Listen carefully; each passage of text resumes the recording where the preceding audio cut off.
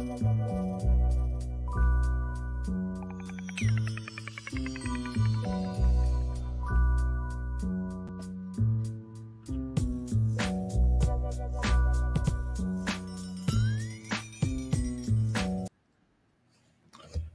everybody. Sorry, where's the camera? Okay. I am sorry I'm running behind tonight.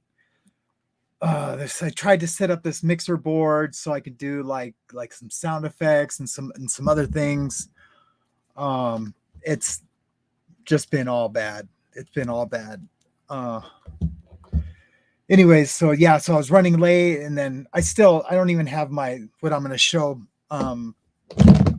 designated yet, so it's just we're just gonna be a train wreck tonight, but we got a good couple of hours. I'm going to be sharing this video, this motion to withdraw her plea today, and it was man, it was amazing. I thought it was amazing. Just the argument from the defense was good. It was really good, but I can't believe that he tried to like slip one in, he tried to like the prosecutor was an idiot and like wouldn't catch the things that he was trying to prove. And then we're just going to have to watch it together, and then everyone else can decide if they see what I'm seeing. Let me just find the video. Sorry, I wasn't ready. I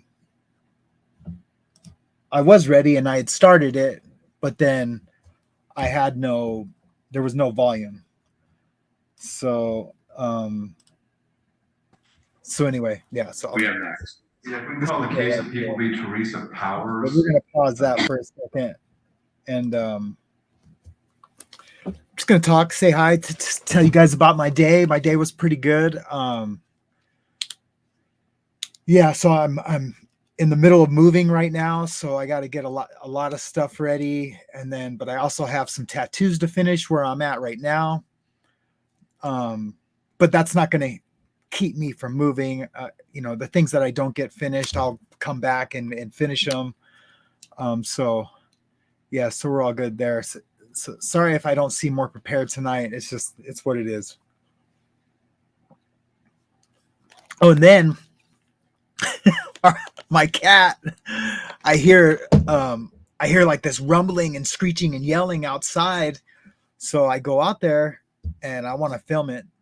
And so I go out there to see if the cat got in a fight, and it was like underneath the truck or something, and it wouldn't come out. And it came in. I just let her in, and she is train wrecked. She's not bleeding or anything, but you can tell she got into a scuffle.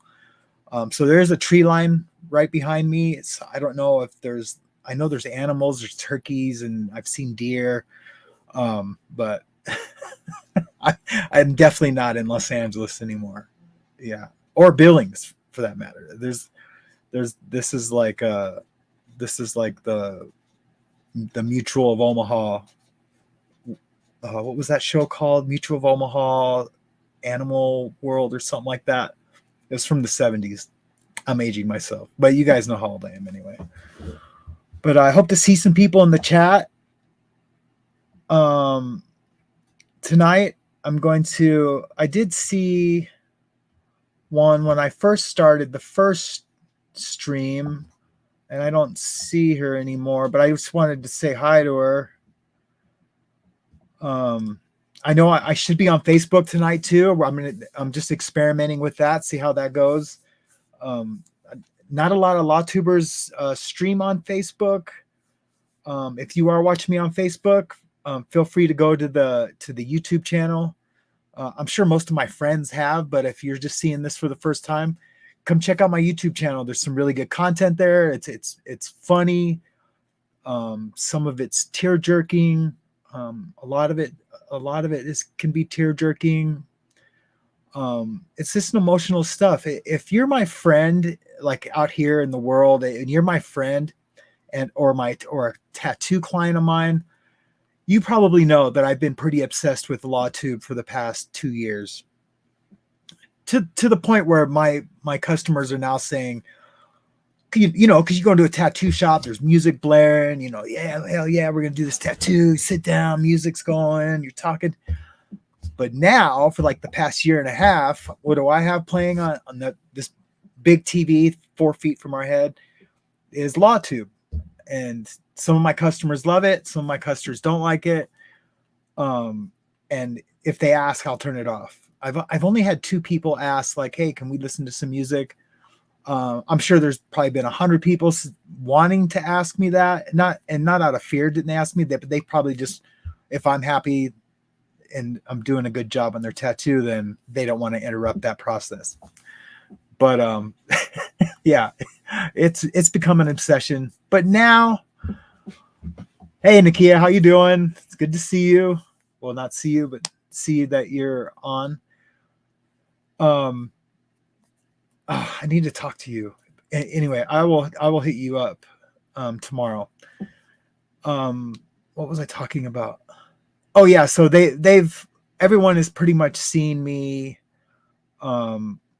if you know at my shop playing LawTube stuff. So anyway, so it's just evolved, you know. It started with Law Talk with Mike. Law Talk with Mike is amazing. And I was just obsessed with watching him, and then I got turned on to other LawTubers, and then I realized, especially with my technical background, like, man, I could do that. And because I always had a ton to say when I was watching those hearings, and like a lot of times the host of the show, the streamer, the content creator, they would say, oh, I wonder what that means, and I'd be like, it means this. Or, you know, something, you know, on the criminal side, never really the legal side. Mike's always on top of that. And so are the other creators. But I know a lot of one and a little bit of the other. So when I mesh that together, I'm pretty knowledgeable. I think so. But I'll be the first to admit when I don't know something. And so anyway, so that's what's going on. We'll keep I'll keep chatting during the stream. I'm still getting used to using StreamYard. And I don't know how to save the comments after I end the stream. Like you'll go to some streamers when they do their lives, their chats will be there. The chat feed will be there with it. Every time I do that, it never gets saved. So I'm gonna have to ask somebody about that. Yeah, I'm gonna have to ask somebody about that. So, anyways, let's get this started. We got a kind of a long night. I think this is like an hour and 44 minutes. 2-3-S-18914 FH. Here on the motion to withdraw plea.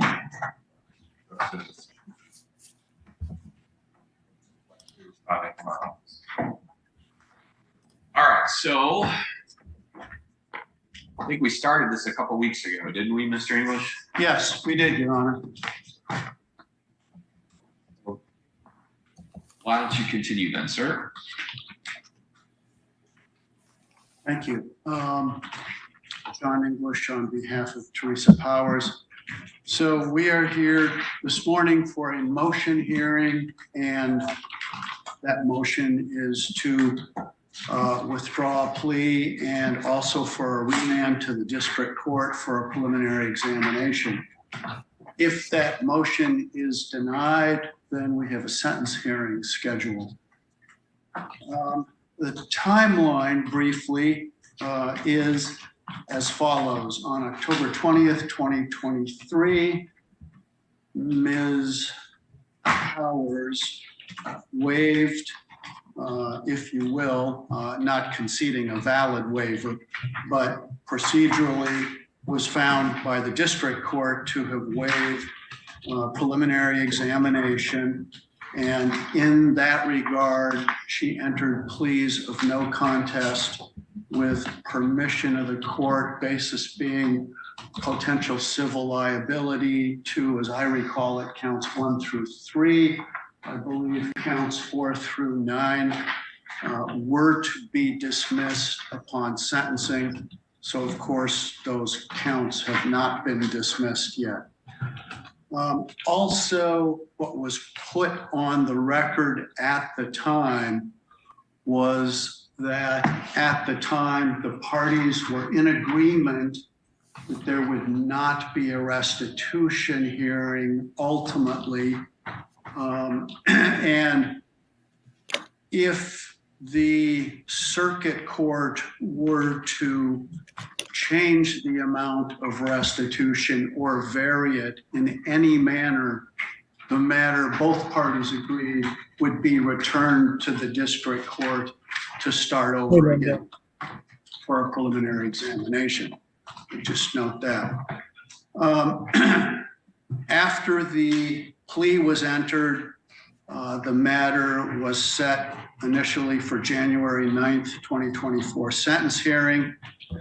On or about January 18th of 2024, defendant filed a motion to withdraw plea. On or about February 3rd, 2024, the alleged victim passed away, unfortunately. I was advised of that and first found out about that on February 5th. Mr. Merzlak advised me of that. The prosecutor. So let me just give you some quick background. So this lady was this guy's caretaker. He was sick. He was ill. And she had been cashing his checks, going to the bank, cashing them for cash here and there, using credit cards. Took this guy, I think, for close to 100,000. They never really say how much it is. Well, anyway, she pled guilty with her lawyer, but he died. And so now this is her sentencing, but he's filing a motion to change her plea to not guilty after she pled guilty, for the obvious reason, because he's passed away. And so now there's no witness. There's no complainant. There's no one for them to present. Right. They have the evidence, and they do have her guilty plea now. So this is just a really, really law nerdy, good hearing. So let's just keep watching it. But I just wanted to give you that little background. Being able to prosecute the case. Here, of course, I believe that Mr. Merzlak will argue, unsurprisingly, that the prosecution of the charges will be prejudiced because the alleged victim has, again, unfortunately, passed away.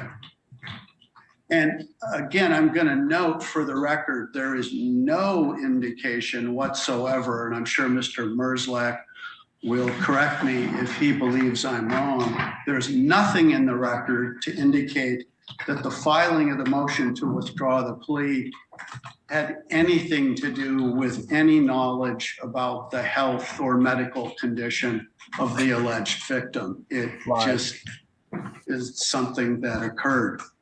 Now, the nub of the motion is as follows. First, again, Ms. Powers claims factual innocence.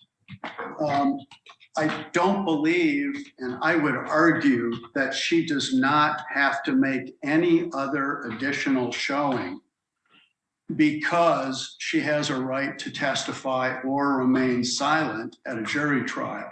However, what I would add, and this is not in the motion, I don't believe, but what I will add as support to her claim of factual innocence is that, to my knowledge, there have been no funds found in her control or under her control that can be traced back to funds derived from or originally belonging to the alleged victim. And his name is Jerry Rocco. I think that's how you pronounce his last name. So my understanding is the alleged embezzled funds, and my understanding is based on a conversation I had with 2 state troopers who had investigated the financial paperwork here. I was advised by them that the embezzlement, the alleged embezzlement that they felt they could establish was in the amount of $137,000 at least. And they professed, this is all, I did say how much it was. This is just a casual conversation, but I'm relating it to Your Honor as an officer of the court. They professed to me somewhat certainty that, oh yeah, that's a minimum amount here. Well, again, my understanding is there's no evidence that any such funds were ever found in the defendant's possession or control. That would tend to be consistent with, of course, actual innocence. However, beyond that, well, and I would just add one other comment, and that'll end that part of my argument. The unfortunate occurrence of the alleged victims passing away should, of course, have no bearing whatsoever on the court's decision on whether or not to grant the motion if the court either believes there was a defect in the plea taking procedure or that the interests of justice require that. It's just unfortunate. Ultimately, I believe that relief. So this is crazy. So over a couple of years, she embezzles 100,000 from this guy. Oh, and I wanted to say hi to one of my subscribers, to Linda Abbott. Linda, thank you so much for supporting the channel, and I always see your likes and comments, and I really appreciate that.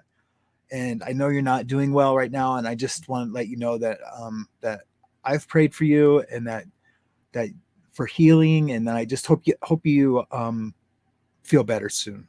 I really do. So just keep me updated in the comments, and you can email me, and we'll just kind of keep in contact while you're healing. So anyway, so she's been embezzling this money for over. So of course she's stealing it and putting it in a shoebox. No, that's not happening. She's spending it. She's probably an Amazon addict or a drug addict or a gambler. I don't know if there's gambling in that state. I know here in Montana there's gambling, and that would be my first thought was that she was stealing it to gamble. So, but I don't know if they say, or if she said, no, she doesn't say. She's claiming innocence now all of a sudden, that there's no one to testify against her. Is warranted under both theories, but can you guys hear me okay? Will concede to the court that I think the stronger theory is there was a defect in the plea taking procedure. I believe that the plea was not taken in compliance with Michigan Court Rule MCR. I think it's 6.610 subsection F, pleas of guilty and nolo contendere. And I'll get into that a little more just momentarily. I will note that my understanding of the case law, along with the court rule, is that if the court finds that the plea taking procedure was not in substantial compliance with the court rule as written, and as I just cited, the court is required to allow the defendant to withdraw the pleas of no contest in this case. And again, I do stress my argument that if the court were to grant the motion, and certainly based on any finding that the court might make of a defect in the plea taking procedure, I would ask that, or I would argue that a remand to the district court for a preliminary examination would follow as night follows day, and we would so request. The defendant argues and does not, of course, well, defendant argues that first of all, MCR 6.610 subsection F, subsection or paragraph 2, it says, well, actually, let me back up. F says, before accepting a plea of guilty or nolo contendere, the court shall in all cases comply with this rule. Okay, as Your Honor recalls from law school, shall is mandatory. And it doesn't just say shall, it says shall, and then it reiterates in all cases. So there's no exceptions. You're welcome. And to start with, and we're talking about a plea, and so this court rule addresses a plea, and certainly many times when a plea is entered, the defendant standing there has an attorney by his or her side. That can vary, of course, any particular time, but it would not be uncommon for a defendant to be standing in front of a judge who is going to hold a hearing on whether or not to take a plea, and right next to that defendant is an attorney. All right, so with that in mind, as to the realities of everyday plea taking, this indicates... Okay, let's pin that. Let's pin that for a second. On subsection 2. So let's pin that. So his argument is when you are in front of the judge and you are taking a plea, they ask you, are you aware of your rights? And there's a lawyer there with you to advise you of those rights and to make sure that you understand them. Okay, we're just going to pin that for right now. I'm going to call it, quote, the court shall inform the defendant of the right to the assistance of an attorney. And it elaborates some other things there. We included a transcript of the plea proceeding. It's exhibit, I think it's exhibit 1, but I'm sorry, I don't have it. I believe it's exhibit A, but I'm a little out of order here. I think it's exhibit A. At any rate, the transcript from cover page to the signature page of the certified court reporter is 12 pages. So we really have a plea taking procedure that is about 8 pages. And within that 8 pages, the court does not advise Ms. Powers of her right to the assistance of an attorney. So I would argue right there that mandates that the court grant the motion unless that requirement is otherwise satisfied. Similarly, right under paragraph 2 is paragraph 3 there. It says in part, and I quote, the court shall advise the defendant of the following. Underneath that is A and B, that if the plea is accepted, defendant, this is B, will not have a trial of any kind, and the defendant gives up the following rights that the defendant would have at trial. Then it elaborates the right to have witnesses called, the right to cross-examine all witnesses, the right to testify or remain silent without an inference being drawn, and the presumption of innocence and the requirement that the defendant's guilt be proven beyond a reasonable doubt. Well, this transcript does not have the court advising Ms. Powers of any of those rights. So again, failing something else in the record that legally is sufficient to justify or substitute for that or establish that in a different manner, again, that requires the motion to be granted. Also, I would also indicate under subsection 6, if you will, or paragraph 6, it says in part, the court must ask the defendant under C whether it is the defendant's own choice to plead guilty.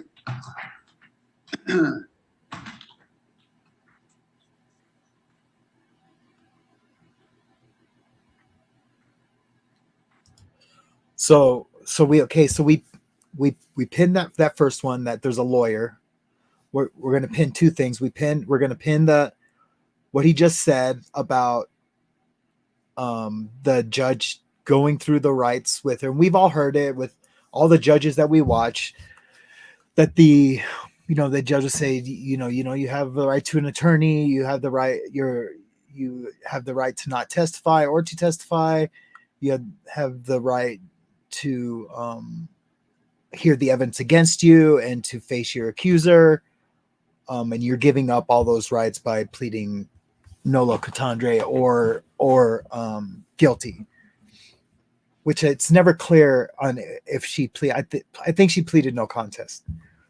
So, but which is guilty in a sense, but it's the no contest plea is generally so no one can take any civil action against it if it's if there's like money involved.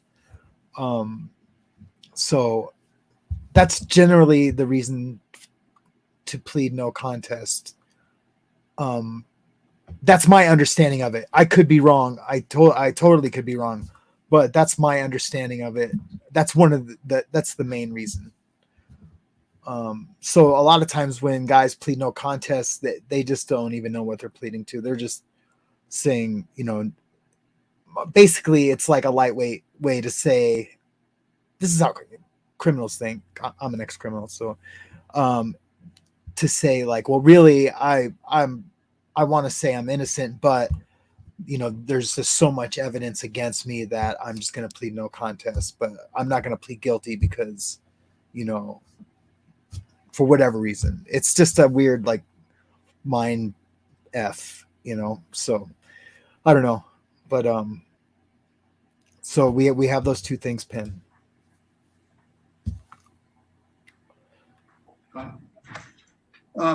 So the district court did not ask the defendant whether or not it was her own choice to plead guilty. So I would argue that requires and mandates that the court grant the motion to withdraw the plea. Now, under paragraph 4, it says a defendant or defendants may be informed of the trial rights listed in subrule 3B as follows. A, on the record, that was not done in these instances that I have just articulated. B, in a writing made part of the file. Or C, in a writing referred to on the record. Well, there is, as Mr. Merzlach has pointed out, and properly so in his response, and it's not his response, but it is his addendum to his response, I believe. He indicates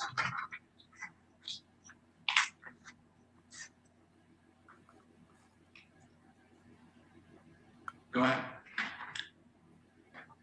He has a copy of an advice of rights circuit court pleas form dated October 20th, 23, and signed, it would appear, by Teresa Powers. I provided that to the court, I believe, after the hearing had concluded.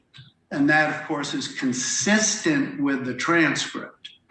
The transcript does not have the district court making any reference to a circuit court advice of rights plea.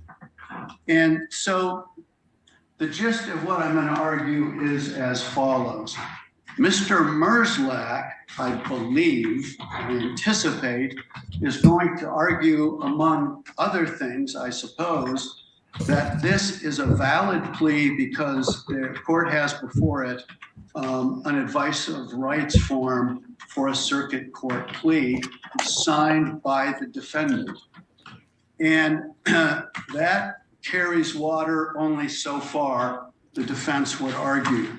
The defense would argue, is arguing, Would argue poorly. what the court rule requires here is that if there is a writing that the court has to question the defendant about whether or not the defendant read the writing, understands the writing, and has any questions about the writing.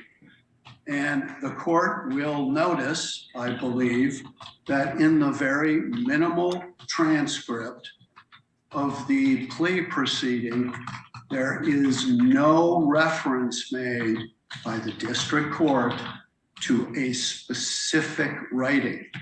Therefore, what the court is left with is just, well, the court is not provided any record of what writing, if any writing, Ms. Powers was questioned about by the district court. And indeed, the transcript shows that she was not questioned about any writing by the district court.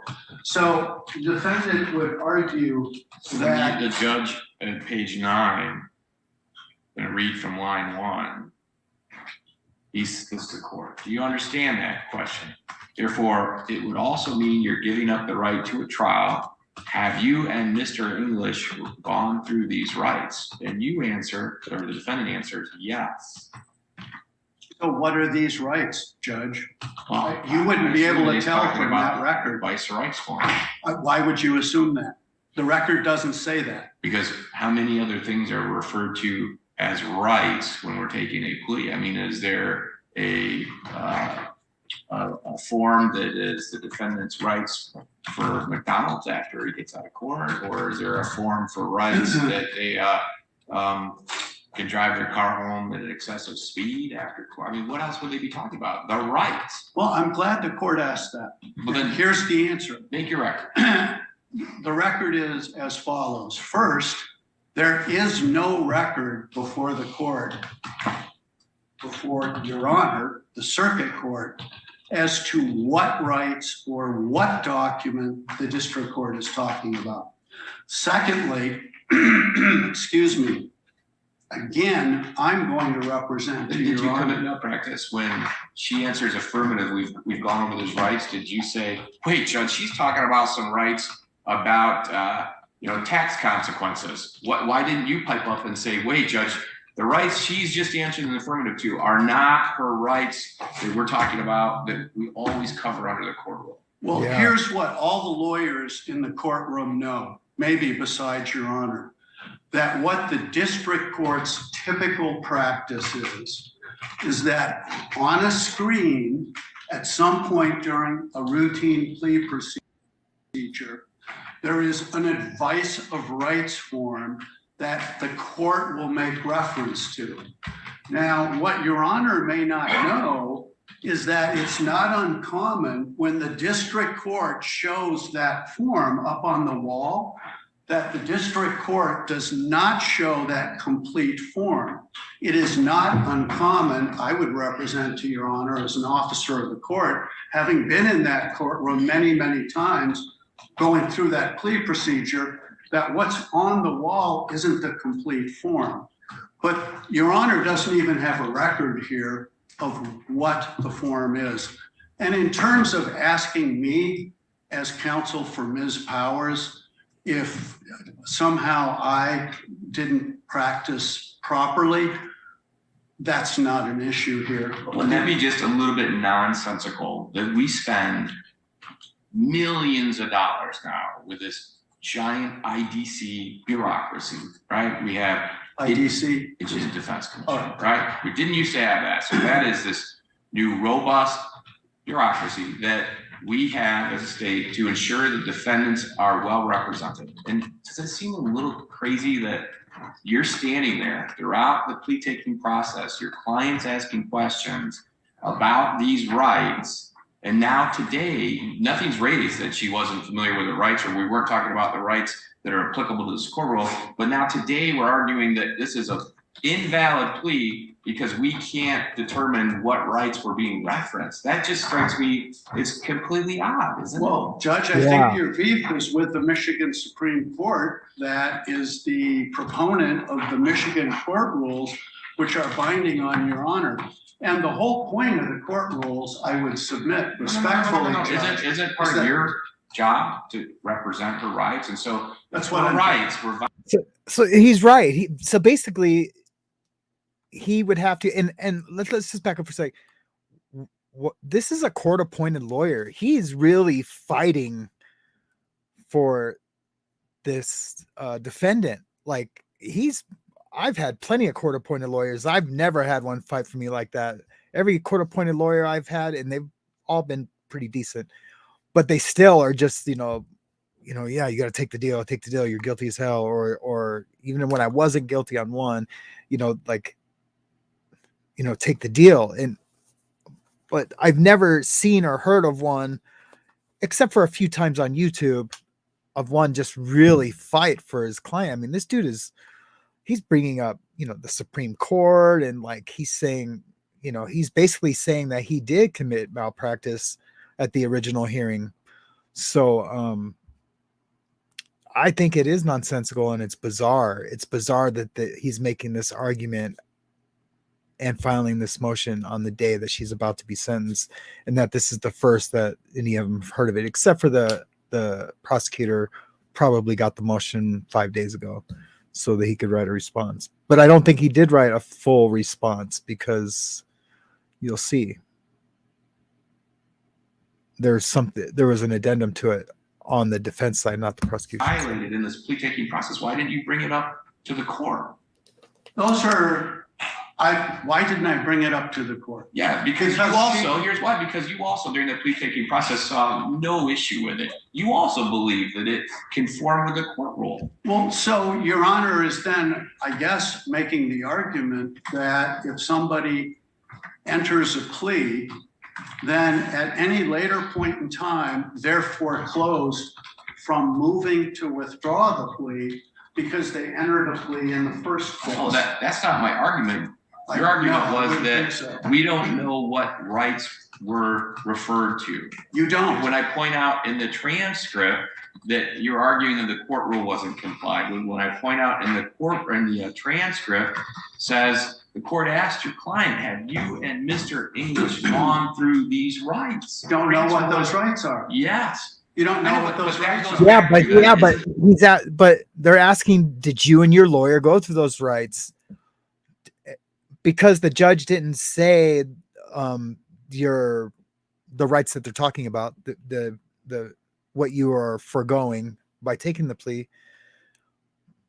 It's because the lawyer is an officer of the court. I keep looking over here, I think, because that's what I did last time. Because he's an officer of the court, that's presumed that if the lawyer says yes for his client, then it's understood what those rights are. And you can't go back and say, well, yeah, I knew what they were, but she didn't. But no, but you are her voice and her everything in that courtroom. This is a gamemanship thing. We spend millions of dollars to make sure counsel is representing their client. And if you had any inclination in your mind that we don't know what rights are being represented, wouldn't that behoove you then to bring it up to the court? Judge, I'm not certain that we can determine what rights are being referenced here by that question that my client answered in the affirmative to. Well, Judge, I'm not going to apologize for the record that the district court makes or doesn't make, But I would note that after the hearing was done, I walked up to the bench and I provided the judge with the advice of rights form that the judge did not discuss. Which is part of the record now, right? It's part of the I have that record. here. It was attached to the response. It is part of the record, but the record doesn't show if the judge It doesn't asked. go a bit Well, further. Wait a minute. Not only did she answer in the Wait a minute. affirmative, afterwards, you actually handed the court. I you did. had advice or rights that are rough. I did. So maybe this is a little bit nuanced, but I gave the court the advice of rights form after the hearing concluded. Yes, exactly. The transcript shows that. The transcript shows that. So I walked the form up because Exactly. I'm a nice guy and I'm concerned about. Because you were Absolutely. doing your job and you knew there was Right. no problem with this plea process. Oh, no. I didn't know that. That's how the court takes the plea. Judge, the bottom line is this. I know that the court doesn't like the LIDC. So hold on, Deputy, you're here at the court's request? Okay, so, where did my note go? Hang on. So I'm told, Ms. Schmidt, hang on 1 second, Mr. Yes. I gotta take care of, I didn't have it. Yeah, I didn't even think of that. DTG 1032. I didn't even think of that maybe it could have been a court reporter issue that they probably were discussed. I've never not heard them discussed during a plea, and I've watched thousands and thousands of hearings, and that's not an exaggeration. So yeah, that could be. Absolutely. Front row? All right, so sir, you're alleged to be recording in the courtroom this morning, is that right? No, I think it's alleged front row. Yes, are you recording? Who's recording? Were you recording? He was asking. Busted. I have audio, yes. Okay, so there's a big sign when you walk in this building, it says you cannot record court proceedings. There's a big sign before you walk in this room. So I'm gonna ask you to hand over your phone to the deputy. Deputy, I'm gonna ask you to remove him from the courtroom, and then I'd like you to inquire on exactly what was recorded, where the recording is, and then we'll go from there on what contempt might look like and what we do with those recordings. Okay, you can continue. Thank you. The judge is Your Honor is a little disdainful of the I'm LIDC. letting you And talk as much as I'm you know. sorry. I think IDC is great, and it's Sorry. designed to make sure that to the extent we can, it's an imperfect system, right? It all involves humans, right? Right. But it's designed, and we've had no better time in our history, if you believe the experts, that these defendants that are indigent are getting very good representation. And again, there was no question, this transcript in no way, shape, or form ever would suggest this argument that the rights that are referred to, that we're all suggesting are outlined in the court rule that have to be questioned, the rights that are on this form that ultimately was handed to the court that were signed by your client on the 10th are not the same rights at issue here. Okay, here's the bottom line for our argument, Sure. Your Honor, respectfully offered. The court rule, I believe, and the defendant argues, is crystal clear that if there is any kind of an acknowledgement of rights, the court taking the plea has the obligation to question the defendant about that advice of rights form if the court is not going to advise the defendant verbatim of those rights. First, the transcript shows the court did not advise Ms. Powers verbatim of those rights. So the only way that the plea can be supported is with the writing. It is clear from the transcript that the writing, the advice of rights form signed by Ms. Powers was not she was not questioned about that form by the district court. It is But again, the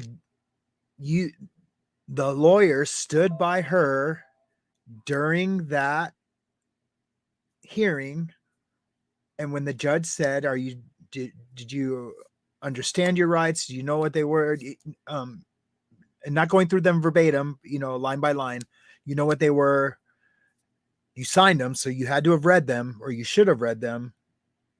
I know a lot of us will sign stuff that we haven't read, but that the lawyer, it's really the lawyer's obligation to go line by line. And if he's standing there with her, like I said before, I know I'm being redundant, but it's just crazy that this lawyer is making this argument. And you know what blows me away is like, how did this even come up? So, okay, so the plaintiff dies, you know, well, the plaintiff's the state, but the complainant dies, the victim. And so what, do you think she went to the lawyer and said, hey, dude's dead? Like, if we went to trial, who would, or was it him? You know, I don't, she never speaks, so we don't know if she's got any snap to her, but like, was it him? Do you say, oh man, she's dead, let's try to get you out of this? I'll just say, you know, let's think of something. Oh yeah, they didn't read the rights to you. I don't know, but it's crazy. I would love to know that, the answer to that. Of course we never will, but yeah, like who initiated this motion? How did it even come up to be discussed? Because basically she'd already pled guilty and was now just waiting for sentencing, and today's sentencing Crystal clear in the transcript. So the court didn't ask her, did she read it? Did she understand it? The court made no reference But that's to why you have a that lawyer form whatsoever. The transcript and that's what the is court crystal clear expects. on that. And I would respectfully submit that I'm it redundant is 'cause he's clear redundant. that the court rules are, if you're going to Sorry, I haven't even bootstrap done a smashing plea, comment. Sorry. I don't know if that's bad etiquette for Before you YouTube. bootstrap a plea or attempt to with an advice of rights form, the court has an obligation under the rule to question the defendant about that form. Your Honor is saying to me, counsel, well, counsel, the transcript shows that the judge is referring to some rights and asked your client, doesn't she understand her rights? Well, unfortunately, Your Honor, the record before the court is devoid of any indication what those rights were, and it certainly doesn't indicate that she was advised by the court or confirmed with the court that she knew she had a right to have witnesses called, to cross-examine witnesses, to testify or remain silent, that she was presumed innocent, and that the prosecutor had the burden of proof to prove her guilt beyond a reasonable doubt. It also does not show, the transcript does not show, there's nothing in the record to show that the court asked her whether it was her own choice to plead guilty or no contest. There's also nothing in the record where the court informed her that she had the right to the appointment of, the right to the assistance of an attorney. And as I noted before, most of the time, Judge, when there is a plea, the guy or gal entering the plea has a lawyer standing right next to them. But the lawyer, the rule says shall in each case, shall every time. The rule, the wording couldn't be clearer. But the lawyer was I next would to her. argue that the motion is required I don't understand to that be part. granted, given what is not in the transcript. And the validity, the alleged validity of the plea cannot be bootstrapped by an advice of rights form that was not part of the plea proceeding on the record and about which the court made no inquiries whatsoever. Thank you. All right, Mr. Merzak. All right, that's people. That's what that was. Thank you, Your Honor. So I'll address. Listen to this guy. I don't think the fact that there's no funds found is sort of actual innocence. Do have, for the interest of justice, actual innocence. Part of my response, I do have the factual basis for the no contest plea, and I'd like to provide that to this court to review since a claim of actual innocence is being made. allegation that there were no funds found. She withdrew cash from ATM multiple times a day from the victim's bank account, and then she uttered and published checks and cashed them. Everything she received was cash, or she used cards on the internet to purchase things. So she was multiple times a day, daily, purchasing things on the internet, so there wouldn't be any funds left over when you buy something. Withdrawing cash, and she didn't put those in a bank account. She would spend it as she went. So she's, over the years, she's stealing from the defendant, or stealing from the victim. Great dirtbag, man. And it's all cash girls. Unfortunately, she did not place the cash or the victim's money in an interest-bearing account, and so she's not able to make a large repayment of restitution. But the fact that there's no funds found, it's consistent with how she stole from the victim, and it makes sense that there's no funds found because she spent it as she stole it. But I do have the factual basis of the court like to review. What I have is the report and supplements 1 through 9, and then check 100 and check 103. This is the same factual basis that the vote reviewed. So any objection to the court receiving the same, Mr. English? Yes. Okay, what's the objection? The objection would be because, and this is my recollection, and also it's embodied, I believe, in the transcript, the court didn't read it all. And I'm not sure that the record reflects what the court did and did not read. That's a But good the record objection. does reflect that the court did not Terrible motion, read but it that's a all. good objection. So that's addressed at page 9, line 23. Okay, counsel, I've read probably 80% of the report. I've read through where defendant admitted to the activities. I've also reviewed photocopies of the 2 checks. Are you both satisfied that this report and these documents support the plea? Mr. Merzlak answers, the people are, Your Honor, and Mr. English, you answered, defense is, Your Honor. You acknowledge that there was a factual basis for it. It's a plea of no contest. Right. The court reviewed a report. Okay. So the court will not receive that today, and the court will then have to, based on this transcript, assume that, thank you, that the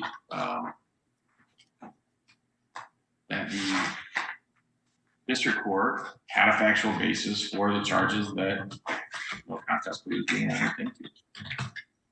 You can continue. And Judge, I do have the report, and it's up through supplement 6, where the defendant was interviewed and made the admissions, and I have the check. But I assume some of those then also reference the idea of cash. Yes, sir. All right, you can continue with your argument.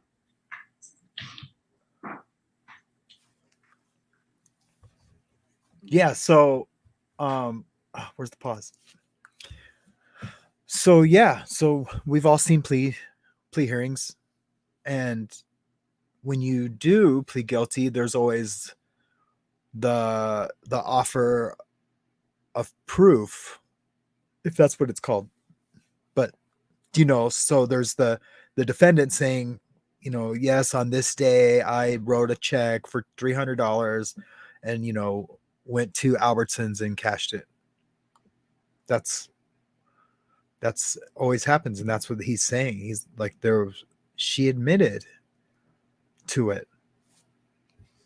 Basically, it's kind of an admission. It's the extraction from the lawyers from the defendant, and then the judge will say, is prosecution satisfied? Yes, Your Honor. Is the defense satisfied? Yes, Your Honor.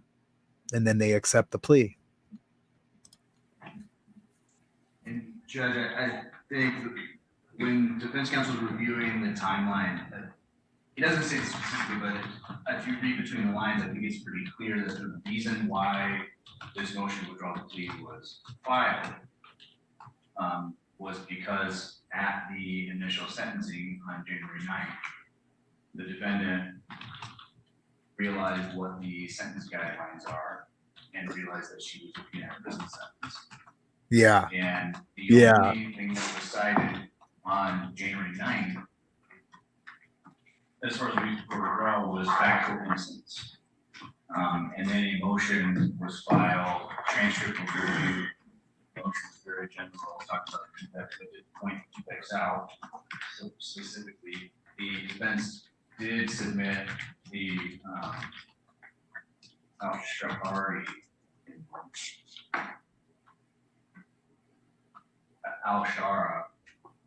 which goes to the court rule for defect, and then talk about the worst rights. Today, there are new allegations being cited as a defect. The advice of right to assistance attorney, the defendant was represented by attorney. And whether or not Yeah, he was yeah. correct. Yeah, totally. I have to. It's funny. Responding to those allegations on the fly, because those specific allegations of funny. not being advised or advised attorney, whether there was first choice or these are new allegations.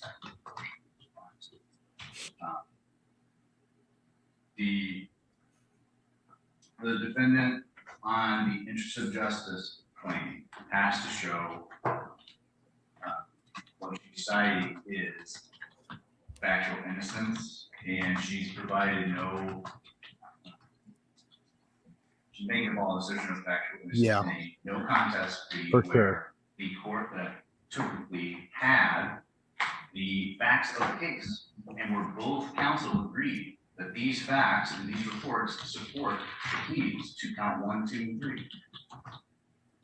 She's making a bald assertion of factual innocence with no evidence to back it up. And again, I have the factual basis to the right to review it, but we had these facts. Both defense counsel and the people said that, hey, we agree that those facts support the pleas 1 to 3. So there is not a sufficient basis for withdrawing plea under the interest of justice. If the court were to find that there is, then it would be a substantial prejudice to people to continue this case because the victim has had the chief witness of the case, and I've cited a case that shows this would be an example of when the people would be substantially prejudiced. So I don't know if you guys heard that, because I know it's really hard to hear the prosecutor that because the victim has died, it would be really hard for them to prosecute the case, like really hard, except for her admission on the plea. So I wonder if when you withdraw the plea, does that withdraw the plea? Do you know what I mean? Like from the file, from the discovery. I wonder if that happens. But anyway, yeah, so the judge could rule like, no, it's the case would be too prejudiced, but then yeah, I don't know. If he said, yeah, it'd be impossible for you to prosecute, so I'm going to deny it. She already pled guilty. If she did have a valid reason to withdraw the plea, would that still just say like there's a valid reason, like it's law, we're gonna withdraw the plea? Could the judge say no, it would be too hard for the prosecution to prosecute? I wonder. Probably not. I'm an idiot. What do I know? I'm an idiot. On the very day that I learned the victim died, I submitted this addendum to the court and defense, so there were no surprises. We have an update just received today about the victim. And then I don't know why I'll move to, so that there's not sufficient evidence for the defendant to be allowed to withdraw her plea under the interest of justice claim. I'll move to the second claim, which is a defect in the procedures. First, I can't explain, I don't know why a allegation was made of defect in the procedure and the defense counsel submitted the transcript, but didn't submit the advice of rights one that was signed by our.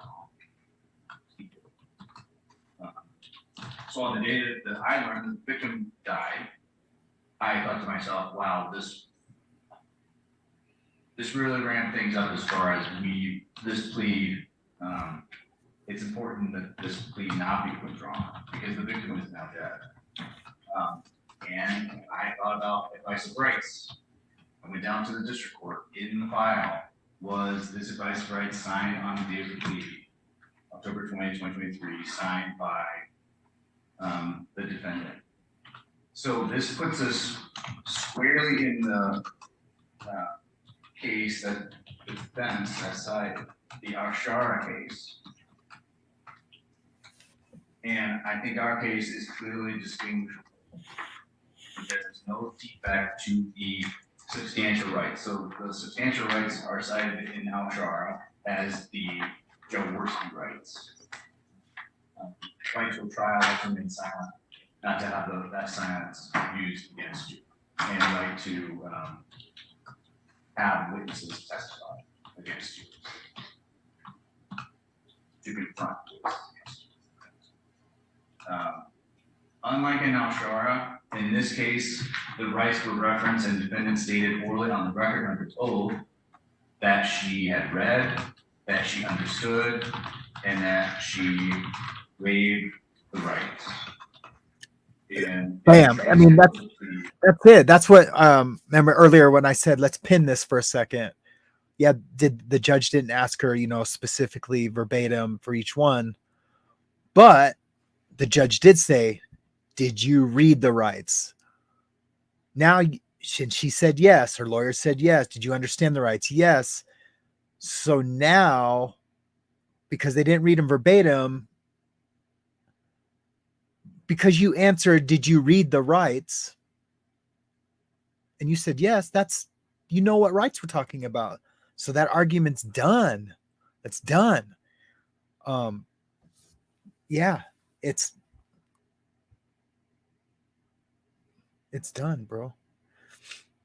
I was going to say something else about it. That's why I'm like, after placing her under oath on page 8, having wished to plead, there's been a no contest, she's placed under oath. The court explains to the defendant on line 22, the court is like pleading guilty, and if I accept your plea, I will find you guilty of those 3 charges. Defendant, yes. Page 9, line 1, the court. Do you understand that? Therefore, it would also mean you're giving up the right to have a trial. Have you and Mr. English gone through these rights? Defendant, yes. Would you like me to go through them? The defendant, no, that's okay. The court, do you feel like you fully understand these rights? dude, I did not hear that the first time, or maybe I did, and that's why I'm saying this whole motion is shady, dude. Why would this lawyer be willing to make that his argument for this motion? Makes no sense, dude. It's on the record. The lawyer has the same record as the prosecutor. Do you want me to read these rights?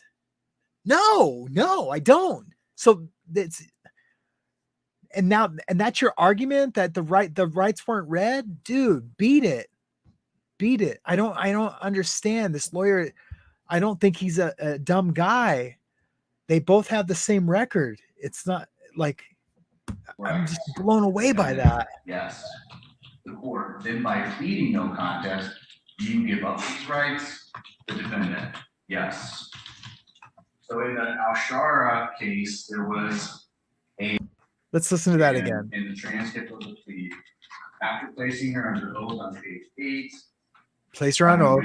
Plea, there's been a no contest. She's placed under oath. The court explains to the defendant on line 22, the court is like pleading guilty, and if I accept your plea, I will find you guilty of those 3 charges. Defendant, yes. page 9, line 1, the court. Do you understand that? Therefore, it would also mean you're giving up the right to have a trial. Have you and Mr. English gone through these rights? Defendant, yes. Yes. Would you like me to go through them? The defendant, no, that's okay. The court, do you feel like you fully understand these rights? These rights. The These defendant, rights. Yes. The court, then by pleading no contest, do you give up these rights? The defendant, yes. Yes. I give up these So in rights. an 'Cause I'm Al-Shara guilty. I'm a case, piece of there shit. was a advice of rights, a written advice of rights used, but the court in Al-Shara was concerned with the on the record verbal statements, oral statements of the defendant. Because in Al-Shara, there are 3 things that the court requires the court on the record, requires the defendant to state on the record. In Al-Shara, the defendant only stated that he was waiving his rights, he was giving up the rights. The defendant did not state that the rights were read by the defendant or that they were understood by the defendant. In this case is clearly distinguishable from Al-Shara because we have written rights, we have rights that are referenced, and we have a colloquy on the record where the court addresses the defendant and obtains from the defendant, orally on the record, a statement that the rights were read. So they're quoting some case law of Shara. It's hard to hear, but it's probably the person's name. They say I think it's Abshara or something like that. So in his case, how he was able to withdraw the plea is that he was never asked if it was read to him. It was never asked if he understood them. That's the defense lawyer's precedent that he's quoting for her to that it wasn't read in court verbatim. But as we just heard from the transcript, no, yeah, it wasn't read verbatim, but the judge asked, and again, I'm redundant. The judge asked, did you read the rights? Yes, I read them. Did you understand them? Yes, I understood them. And you're willing to give up these rights? Yes, I'm willing to give up these rights. Completely different from the precedent in case law that the lawyer used in his motion. I don't understand. They all have the same discovery and the same transcripts. I don't understand why he even filed this motion and how it just makes no sense, dude. A waiver of those rights. Waiver may be obtained without impeding the individual rights. So as far as the rest of the defect, the main allegation with citing this Al-Shara case was that there was some type of defect regarding the drug worship rights. There is no defect in this case. That's right. That's right. Jaworski cites this court rule that we're talking about and says that is, even if the defendant is advised of his or her rights in writing, the rule mandates that the court shall address the defendant and obtain from the defendant within record a statement that the rights were read and understood in the waiver of those rights. And the court goes on to talk about insubstantial compliance. Talking about substantial compliance under this doctrine, literal or talismanic compliance with the court rules is not required. The court must determine whether the judge informed the defendant of the constitutional and other rights delineated in the rule in such a manner as reasonably to warrant the conclusion that the defendant understood what a trial is and that by pleading guilty, in this case no contest, he was knowingly giving up his right to a trial and the rights and instance of a trial. And it's talking about the divorce rights. When considering the plea proceedings, the reviewing court must determine if there is substantial compliance with the court rule. The first question is whether the right admitted or misstated is a divorce right. So in these new allegations, whether she was advised of her right to assist an attorney or whether she was advised that it was her choice to enter the plea, These are not listed as a coercive right, at least in the case law that's cited by defendant. So these would not be.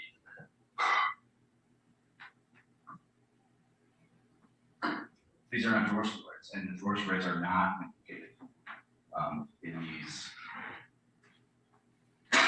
these allegations by having an attorney, the right to have an attorney, or whether it was her choice to institute.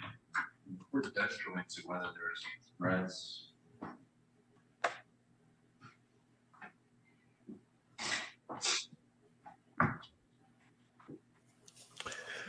It's crazy. I'm sorry, there's, like I said, So we're gonna keep watching. I'm just I don't know if you can see my mouse. I don't know if you can see it or not. Probably not. But see the guy in the orange sitting behind the prosecution, that's the guy who got his phone taken away for recording. That's the victim's son. And I think he hired her to take care of his dad. So he was recording it. He just probably wanted to record it so he could show his family when she gets sentenced to whatever jail time she's going to get. But yeah, it's crazy. He got busted for recording. I've recorded some court stuff sneakily, if that's a word.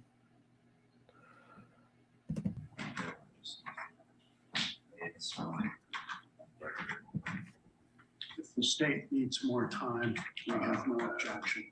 They haven't asked. Yeah. You know why? You know why the defense said that, right? If offering it up, and he even said, I know the state didn't ask, but if the state needs more time, I have no objection, without the state even asking for more time. So he can have more time. He knows he's busted. Like that his whole motion is done. So he wants more time so he can get on his phone or whatever he does, his computer, and look for some other case law to try to get this chick out. And he's really fighting for his client. I'll give you that. Like, he's fighting for it so much that he's filing a frivolous motion, a motion that has no merit, and he's not getting paid except for by the state. And I don't know how much they get paid. It's quite a bit. It's not chump change, and he's willing to basically admit to malpractice and ineffective counsel to withdraw. That's what he should just say. Your Honor, I was ineffective or whatever. I don't know if he can say it or if he has to have his client say it on the record, but he's admitting to malpractice. I know that. Yes, Your Honor. Are there any promises, threats, or inducements? No, Your Honor. Okay, so that will. Ms. Powers, is there anything else? I know it's ugly. No promises other than what we put on the record here today. That goes to whether it was her choice or whether she had been promised.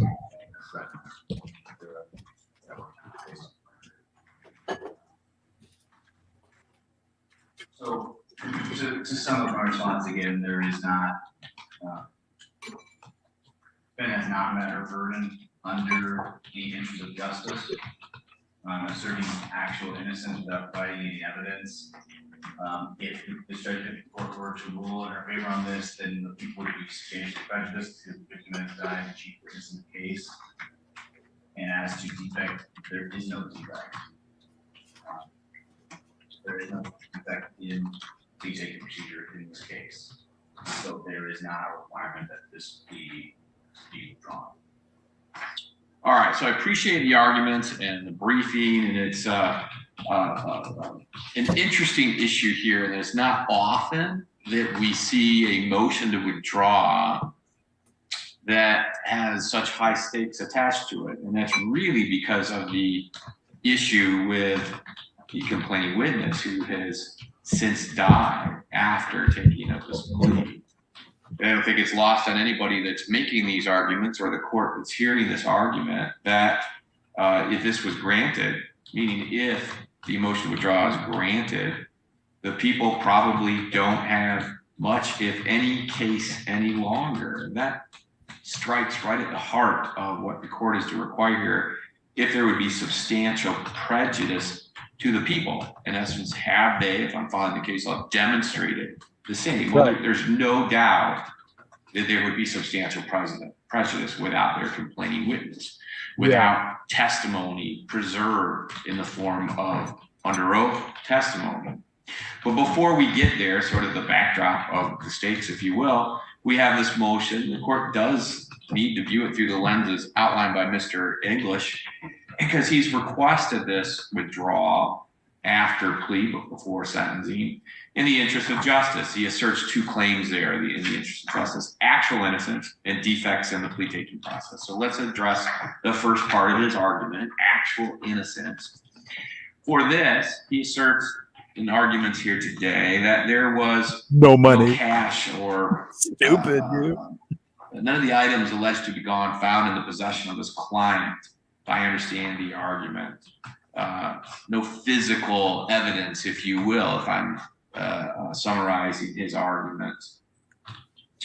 And the people's response to that is, well, there wouldn't be, because much of this involved cash transactions at ATMs.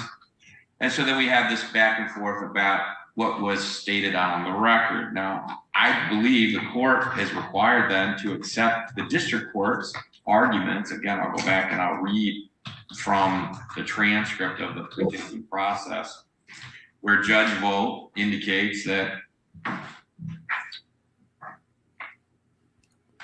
on the bottom of page 9, he accepts the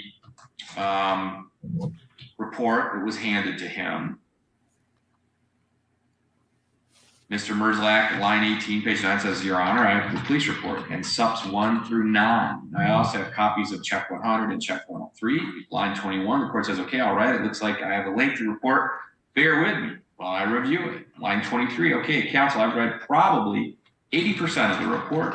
I've read through where defendant admitted to the activities. Admitted, yeah. Has to include what he has read, cash transactions, checks, whatever the situation. But you use that at trial. I've also reviewed the photocopies of the 2 checks. Are you both satisfied that this report and these documents support the plea?"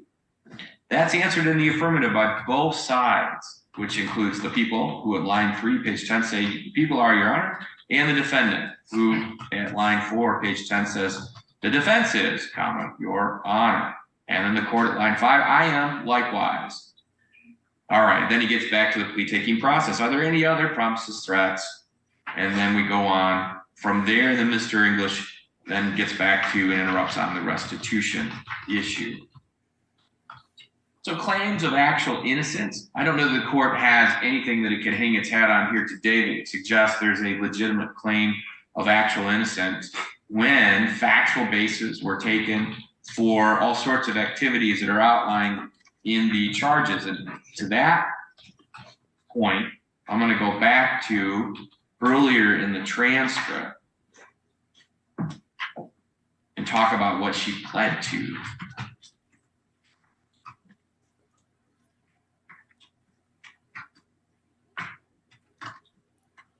All right, so the examination gets signed, and then the court, this is line 6, page 18, says the following: "Ms. Powers, reading the information, counts 1, 2, and 3 read as follows.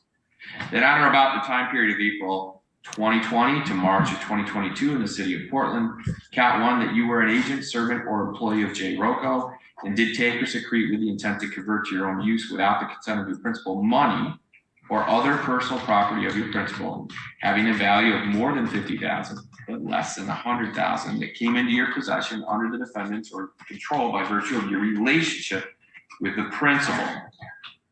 Mr. Merzlak interrupts. He said more than 50. Mr. English, more than 50 and less than 100. Mr. Merzlak, right. And then the court goes back to this process. So that charge of embezzlement 50 to 100,000 is a felony. Carries a maximum penalty of 15 years and or a $25,000 fine, 3 times the amount embezzled, whichever is greater. And a consecutive sentence can be imposed for any other conviction that the embezzlement victim, if the embezzlement victim was a nonprofit, a person 60 years of age or older, or a vulnerable adult. Count 2, line 13 now, page 7. So yeah, so basically it was between 50 and 100,000 cash and checks, right? But there's a whole nether because the total was like 137,000. That's all Amazon. This chick is on Amazon, dude. Probably every night ordering something new. She's absolutely best friends with the UPS and FedEx driver. Same date, location. You did utter and publish as true certain false, forged, altered, or counterfeit records, instruments, or other writings. Okay. And then finally, line 23, count 3, the exact same charge, uttering and publishing. And then goes on to state what that is in the maximum penalties. And then on page 8, line 8, court asks the defendant, do you understand the 3 charges and the possible penalties? And she answers, yes. How do you wish to plead? The defendant, no contest. All right, so back to this actual claim of innocence. Then the court, as I just read into the record, goes through the police report, 80% of it. He does find a factual basis for the 3 counts that she's entered a plea to, whether that includes checks, forgery, cash, whatever the situation may have been. The court finds a factual basis, and neither side offered anything additional. In essence, agreeing with the idea that what the court had in its hands was a sufficient factual basis for those 3 charges. So it makes it difficult now with the same information, in essence, the same police report, that there's a claim of factual innocence. Of course, I can't see that or connect the dots based on this record. Count 2 is defects in the plea taking process.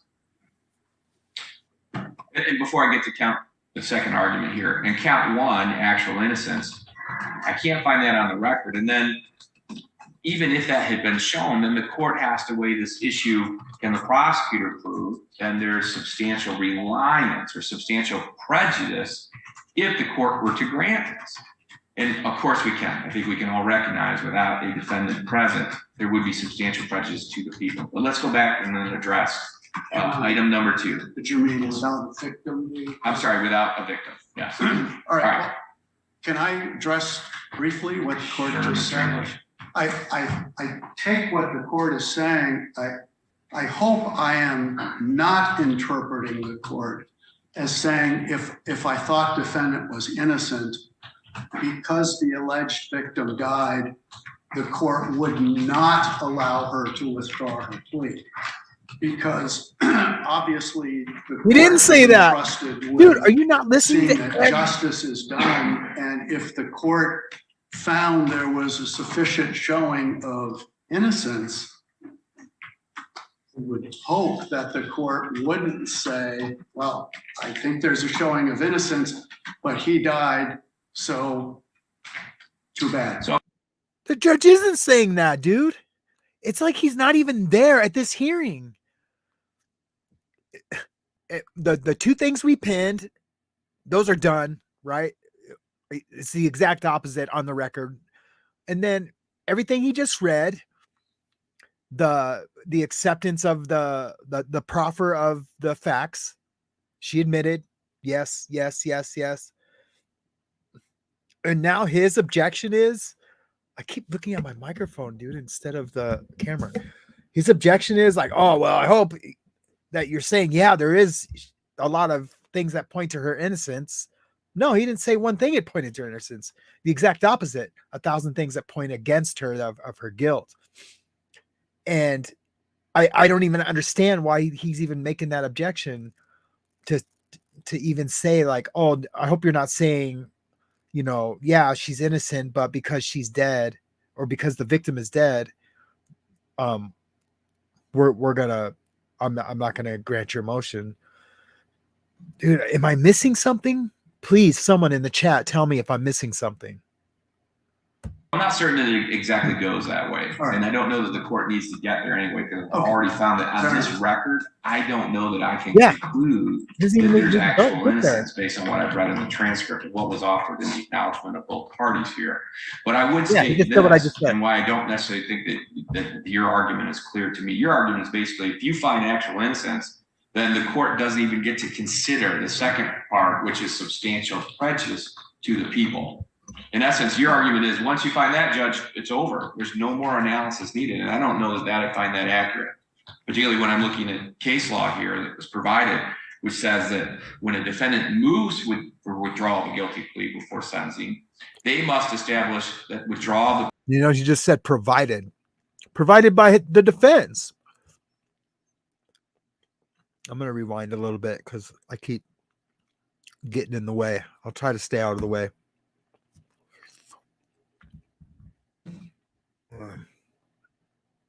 I'm up with a better system for this. already found that on this record, I don't know that I can conclude that there's actual innocence based on what I've read in the transcript of what was offered in the acknowledgement of both parties here. But I would state this, and why I don't necessarily think that your argument is clear to me. Your argument is basically, if you find actual innocence, then the court doesn't even get to consider the second part, which is substantial prejudice to the people. In essence, your argument is once you find that, Judge, it's over. There's no more analysis needed. And I don't know that I find that accurate, particularly when I'm looking at case law here that was provided, which says that when a defendant moves for withdrawal of a guilty plea before sentencing, they must establish that withdrawal of the plea is in the interest of justice. Okay, you've got two prongs on your interest of justice, right? Actual innocence, defect in the plea taking process. Once you do that, this case law seems to suggest then if the prosecutor is opposed, the court must then, or the people must then demonstrate substantial prejudice would result. I don't know that we would have that second part at all in this case law if you were correct. If you determine actual innocence, then why does it matter if the prosecutor would be prejudiced or not? Why are we hearing from them? Actual innocence is end of story. None of the case law I've reviewed seems to suggest that. It all includes that second part that says, well, if you demonstrate it, then the prosecutor has a pretty heavy burden to overcome. They've got to then show that it would actually be substantial prejudice to them. So I don't know who's right, Mr. English. That's just my interpretation of what I'm reading here. I don't find actual innocence based on this record. And even if I did, I still think I need to go to that second part of what is being referenced in the case law about substantial prejudice. And again, I'm referencing again, because I think everybody recognizes with the victim, the now deceased, there clearly would be substantial prejudice to the people. So addressing the defect in the plea taking process. Now this is a more interesting case, only because some of this is coming up in reoccurring comments and other issues with the court lately, as far as this indigent defense, how that's all supposed to take place, as far as appointment of counsel, things of that. They've just come up here. But I concur with the case law. They all share a case and the other cases that it points to, and that the court's got to find that there's been substantial compliance with the court rule. I think that's what the terminology is.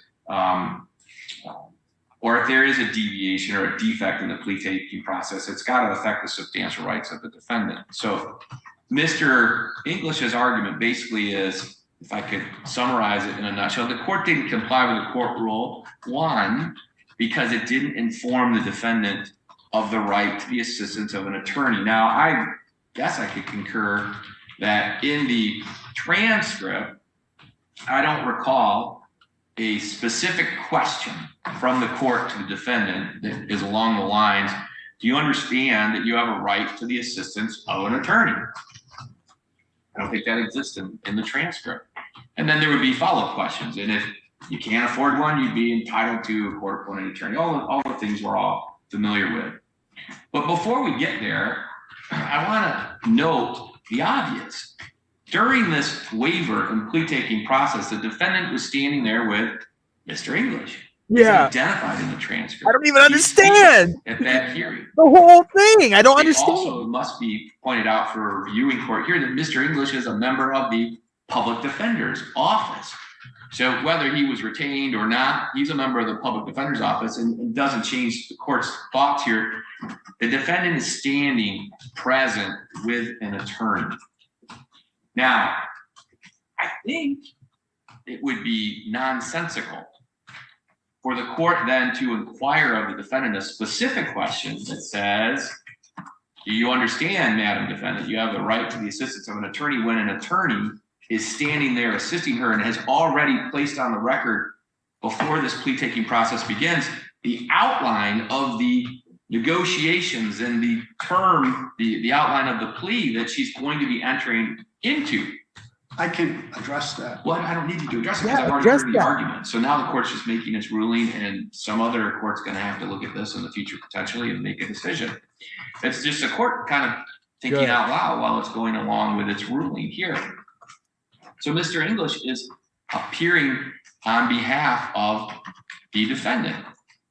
It seems a little nutty that the argument is there's a defect to the extent that it's affecting the defendant's substantial rights because the court doesn't ask a very specific question, whether she's informed of the right to the assistant attorney when she's standing there with somebody who the court recognizes as a member of the public defender's office. The other thing that I would note about that, which I think isn't relevant to this, but it's part of my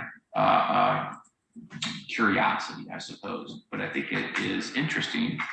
I've recently had emails with the public defender's office about MCL 780.991, which is the establishment of the IDC minimum standards, rules, procedures, most importantly, application for an appointment of indigent criminal defense services requirements.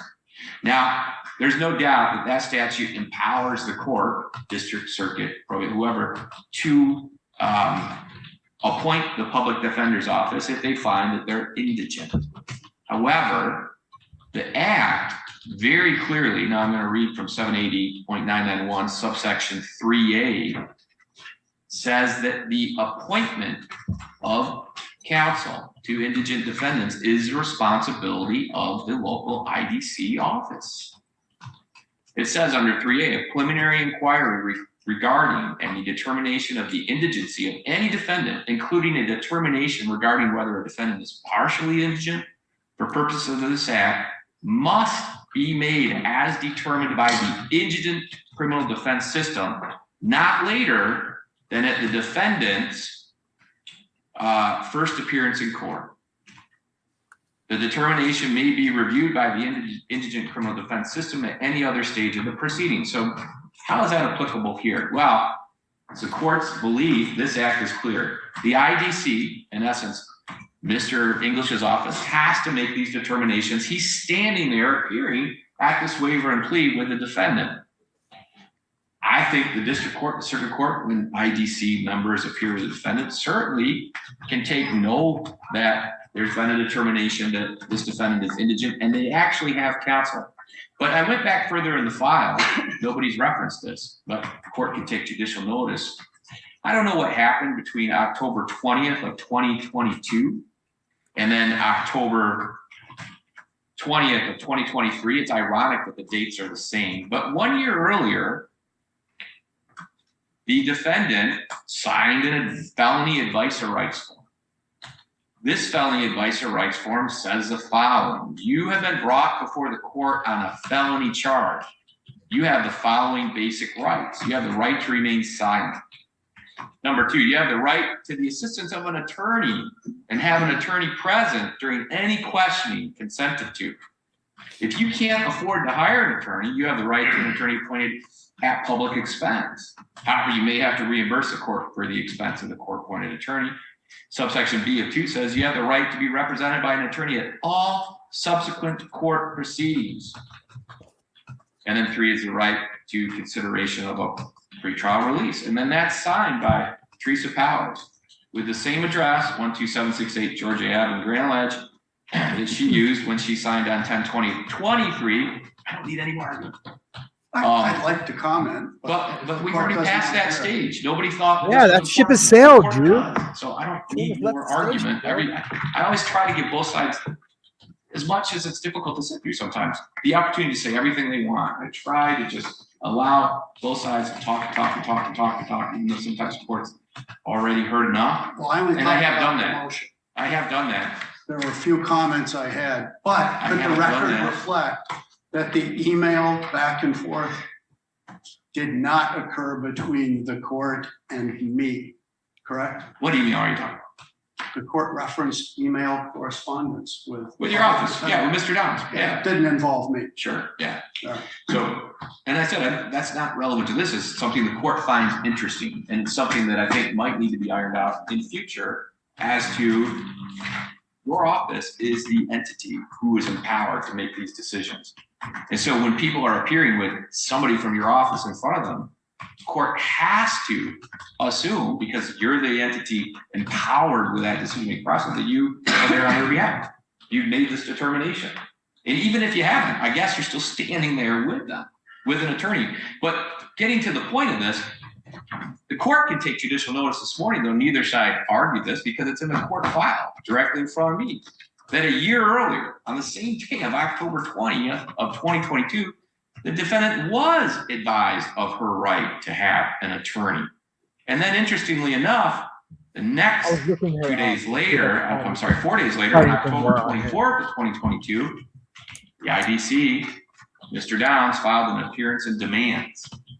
So the defendant was represented by an attorney, as far as I can tell, since October 20th, certainly since the appearance and demands was filed on October 24th of 2022. So let's fast forward a year later. I don't know what happened, if she absconded or the case went slow, I don't know. But it's unquestioned from this file that Ms. Powers had counsel, and she was advised of her right to have counsel. Now, going back to the court rule, again, I'm going to acknowledge that MCR 6.6610 subsection F, flying down to subsection F2, the court shall inform the defendant of the right to the assistance of an attorney. Again, I don't recall reading that in the transcript. We've had discussion about that. It's not in the transcript. However, excuse me. It's not in the transcript. Right. That's why the court doesn't recall it. However, Mr. English does stand there with her throughout the proceedings. In fact, in the transcript for the defendant, first page, Mr. John English, Iron County Public Defender's Office. And when the case is called, I'm going to refer to page 3. Let's call 22-903-FY, the State of Michigan versus Tucson Powers. We're here for exam. Are both sides ready to proceed? Mr. English answered in the affirmative. Defense is ready. Mr. Merzlak says, yes, Your Honor, and then we get on to this. So, Mr. English, for a reviewing court, I acknowledge that this transcript is devoid of a specific question informing the defendant of the right to the assistance of an attorney. However, counsel's present. They're standing there with her. There's another question And- that it's devoid of. So, Mr. English, please, I recognize you want to say more things, but I just want to deliver an opinion. Court So- has its facts. So, and I'm trying my best to make as clear a record I can to sell appellate court, why the court's ruling in the manner that it your is, and bullshit. how I think it meets the court rule. So again, Sorry. no specific question, but counsel is present and is acknowledged in the affirmative that he's there on behalf of this defendant. And then going further back in the file, there's an appearance and demands. An attorney, the public defender's office, has filed their appearance on behalf of this defendant. And then on October 20th of 2022, there's no question the defendant was given the instruction that she has the right to the assistance of an attorney. And in fact, that did occur from that day on in this file. So I don't find the absence of that specific question something that is fatal to the plea taking process, or a defect if we using case law that affects her substantial rights. To the contrary, she was well represented that day. Mr. English made clarifications. Well, she was represented. I don't know if she was well represented because the dude's an idiot, right? Every point on that motion was contradicted by the record and the precedent that he gave, that he attached to the motion, was contradicted by the same exact record. He didn't have to go outside of the record. So it makes no sense to me. Like I didn't go to law school and I don't, or anything like that, but I don't, that would think that the bar, like he could be brought up on sanctions. Like there could be sanctions for that as a lawyer. I mean, I get it. He's fighting tooth and nail for his client, and that's badass, especially if he's court appointed. That part is badass. But why? There's nothing there to fight for. Like that, this is like an instant where he needs to look at her and be like, look, you're hit. There's no going to trial. Now the victim is dead. The victim died. Yeah. Now you want to go to trial, but it's too late. That ship has also sailed. So it's confusing to me. Like, I feel like the judge should, I don't know. No, I don't think he should do that, because he's just fighting for his client. I don't know, man. I'm just jealous that she got a badass lawyer that is fighting for her. During this whole process of what was going on and what he, her attorney, had worked out on her behalf. Now, the other part of this defect in the plea taking process, this argument, is the idea that there's no reference to the document in question. So this court and both sides acknowledge that there was an advice to rights. It certainly was referenced in the plea taking process. No, Mr. English. that is not correct. Let me finish, sir. You've already made that argument. Mr. English has argued that because it's not, again, that specific question isn't asked about this form, certainly was provided later. He's already said so many nonsensical things, right? And I'm using the judge's term. He's already said so many things that are just dumb. He's like, look, I'm done even listening to you right now. It's certainly part of this plea taking process that somehow that means that it's affected her substantial rights. I'm going to read from the court rule again, 6.610F, now it's subsection 4. A defendant or defendants may be informed of the trial rights listed in subrule 3B as follows. On the record, in writing, made part of the file. There's no doubt this advice of rights signed by the defendant on October 20th is in writing. It's part of the file. And C, in writing referred to on the record, in which case Mr. English might be correct. Maybe it wasn't specifically referred to on the record. And then the court rule goes on to say, except as provided in subrule F7, if the court uses a writing pursuant to F4 or C, the court shall address the defendant and obtain from the defendant orally on the record a statement that the rights were read and understood and a waiver of those rights. In fact, the waiver may be obtained without repeating the individual rights. So that last paragraph, and I've already referenced it, let's refer back. I didn't even hear that the first time. That's not in the transcript. Mr. English, just let me finish, please. So let's go back to the transcript, That look was which awesome. indicates that the court can then have a record that's part of the file, refer to it on the record, and then the defendant orally on the record can give a statement that the rights were read and understood. All right.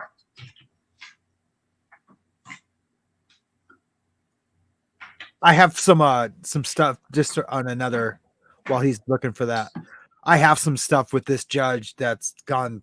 I mean, none of my stuff has gone viral, but some shorts I made with this one.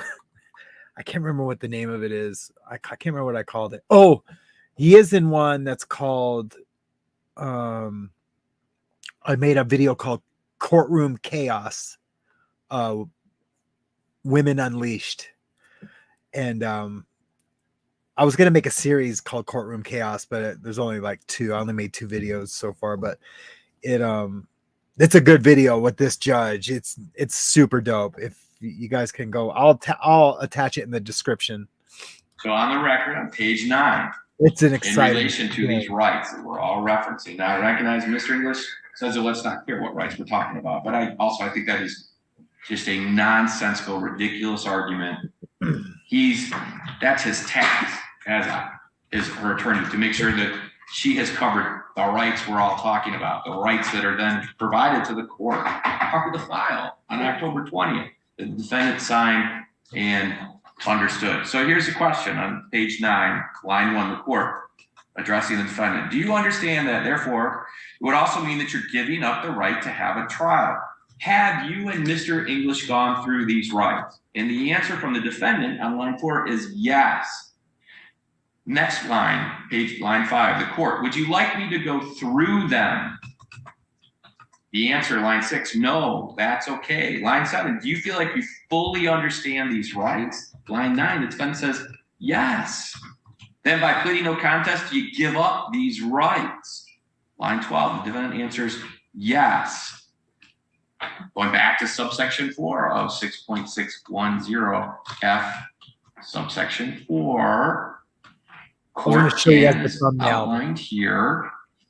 The court uses a writing. The court shall address the defendant and obtain from the defendant orally on the record a statement that the rights were read and understood and a waiver of those rights. And that's exactly what happened. That's exactly what the court asked about. I know you disagree, Mr. English, but that's not the court's interpretation of this transcript. That's exactly anyone's interpretation of the transcript in compliance with subsection 4. And then that writing it's being referred to, titled advice rights, was actually provided to the court. It's part of the court file. Judge, it is not part Go of the find court that video. file. I'm going to put it in the description. It was provided to the court after the hearing concluded. There's no question that the court did not question her about that. I know you made your argument, but I interpret when he says, meaning the court, have you gone through these rights? And she answers yes. Would you like me to go through them some more? And she says, no, that's okay. Bam. And then a document is provided titled advice or rights. It's a nonsensical, at least in the court's mind, Mr. English, and is diplomatic, patient as I can. You've certainly preserved the issue that we're talking about these advice or rights outlined in the court rule. I dare him. I do not find that the second prong of this argument that there's a defect in the plea taking process. And again, going to the Alsher case, if I'm pronouncing it correctly, is there a deviation in the plea taking process that would have substantially affect the rights of the defendant? No. Do I wish, Judge Volt, in a perfect world, and keeping in mind the district court is a mash unit where they're handling dozens and dozens of cases every day. I wish he had asked some very specific questions like, do you understand you have a right to an attorney, ignoring the fact that there's an appearance in the file by the indigent defense office that she's standing there with an attorney who's already placed on the record the outlines of the agreement, everything that's going on. So I wish he'd asked that specific question. Yeah, but does it affect her substantial rights? No. Judge, when we're going through, he didn't ask whether or not it was the defendant's own choice to plead guilty, and the court hasn't addressed that. Don't like any more arguments, please. I've already given you the opportunity to do that. Thank you. All right. So the referencing that I have just read on the record here is one and the same, those rights. Now, what was the last issue you just brought up, Mr. English, that apparently the court is not going to? No, don't listen. Why are you even I'm going to say subparagraph 6C says, in part, the court must ask the defendant, subsection C, whether it is the defendant's own choice to plead guilty. Okay. That was not asked. That is not in the transcript. All right.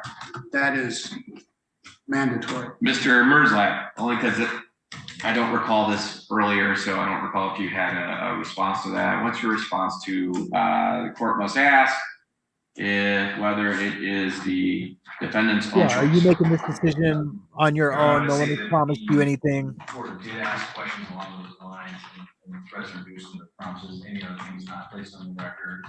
And also that it's not so it's not. But it was probably was asked. It's not everything else. All right. So Mr. English, again, addressing that very specific issue, you're right. Because I don't believe this came up the last time. I don't know that specific question was asked at all. However, the court did in finishing the plea taking process. I'm going to read from line 311. Are there any other promises, threats, or inducements? You actually answered for her. Mr. English, no. No, Your Honor. Mr. Merzlack, no. No, Your Honor. The court then says to Ms. Powers directly, is there anything else getting you to plead no contest other than what we put on the record here today? No, sir. And the court says, I'll accept your plea. I find it to be knowing, accurate, and voluntarily. Again, going back to the language of statute, of case law here, of the Involuntary. Is there a defect affecting the substantial rights of the defendant? I don't think so. Mr. English has preserved for the record these issues. One of them being, I guess, another specific question that he thinks makes it a fatal defect, if you will. Whether it's the defendant's choice to enter this plea. I think reviewing this transcript as a whole, there's no doubt that this was. Yeah, when she was asked, is there anything else making you make this plea? And that was some weird language that they used at that hearing. And then, do you make this plea voluntarily? That's the same as asking you, what's that specific question? What was it? Jesus, it was, are you making this plea on your own? That's voluntarily, like, right? Am I wrong? Put a 1 in the chat. Choice to enter this plea. That it was the choice of her counsel that she entered this plea. I still have been given all the advice. That's my all dude. the rights protected. I don't know him. Mr. English certainly does that as well as anybody. And certainly, if you read this transcript as a whole, did the same there. I just don't find that there's a defect in this plea taking process. Certainly not one that would take it outside of the realm of substantial compliance, or in the alternative, one that would result in a deviation that is affecting the substantial rights of the defendant. So respectfully, Mr. English, I'm going to deny, for the reasons stated on the record, your motion to withdraw and ask you to prepare an order that indicates the same. It's prepared. Okay, so then I'd be happy to sign that, and then I think we can proceed to circuit court sentencing. Yes. Sending her to prison. Then I'm going to go to you, Mr. English. I have in front of me a pre-sentence report. Have you had an adequate opportunity to review that with your client? And if so, do you have any additions? Yeah, they reviewed the pre-sentence report. Or deletions. Because like they said in the pre-sentence report, excuse me, I shouldn't be eating while I'm doing this. I apologize. Yeah, they seen the pre-sentence report because then they got the sentencing guidelines in the pre-sentence report, and she realizes she's going to prison for a long time. I need to withdraw my plea. That's what happened. And then, but it was his duty to tell her that there's no grounds. There's nothing that, what word am I looking for? I'm just going to say there's no grounds for us to file a motion to withdraw your plea. Oh, I'm starving. Can I approach with the order? Sure.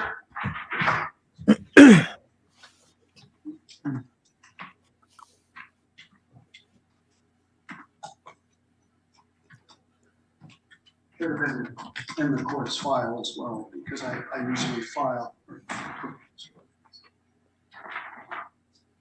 All right, so for the record, the court is reviewing the order. The reason stated on the record, okay. Signing that, I'm going to hand that back to Mr. English to have it filed. Thank you. And then back to the questions. Did you have a chance to review this with your client? Yes. Additions, corrections, or deletions? He's going to go with everything. He'd say every little thing.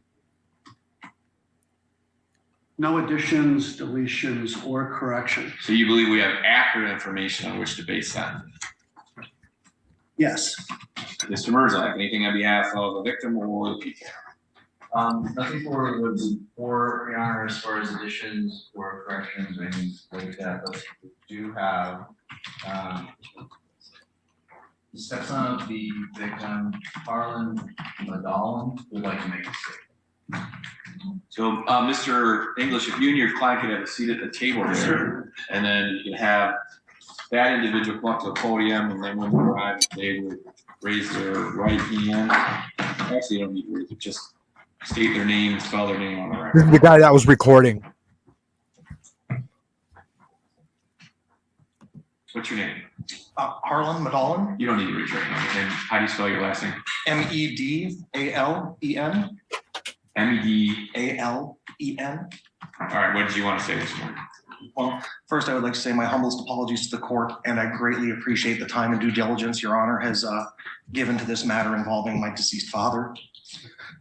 Jerry was married to my mother for 32 years. He was a devoted husband. Sadly, my mother preceded him in death 7 years ago.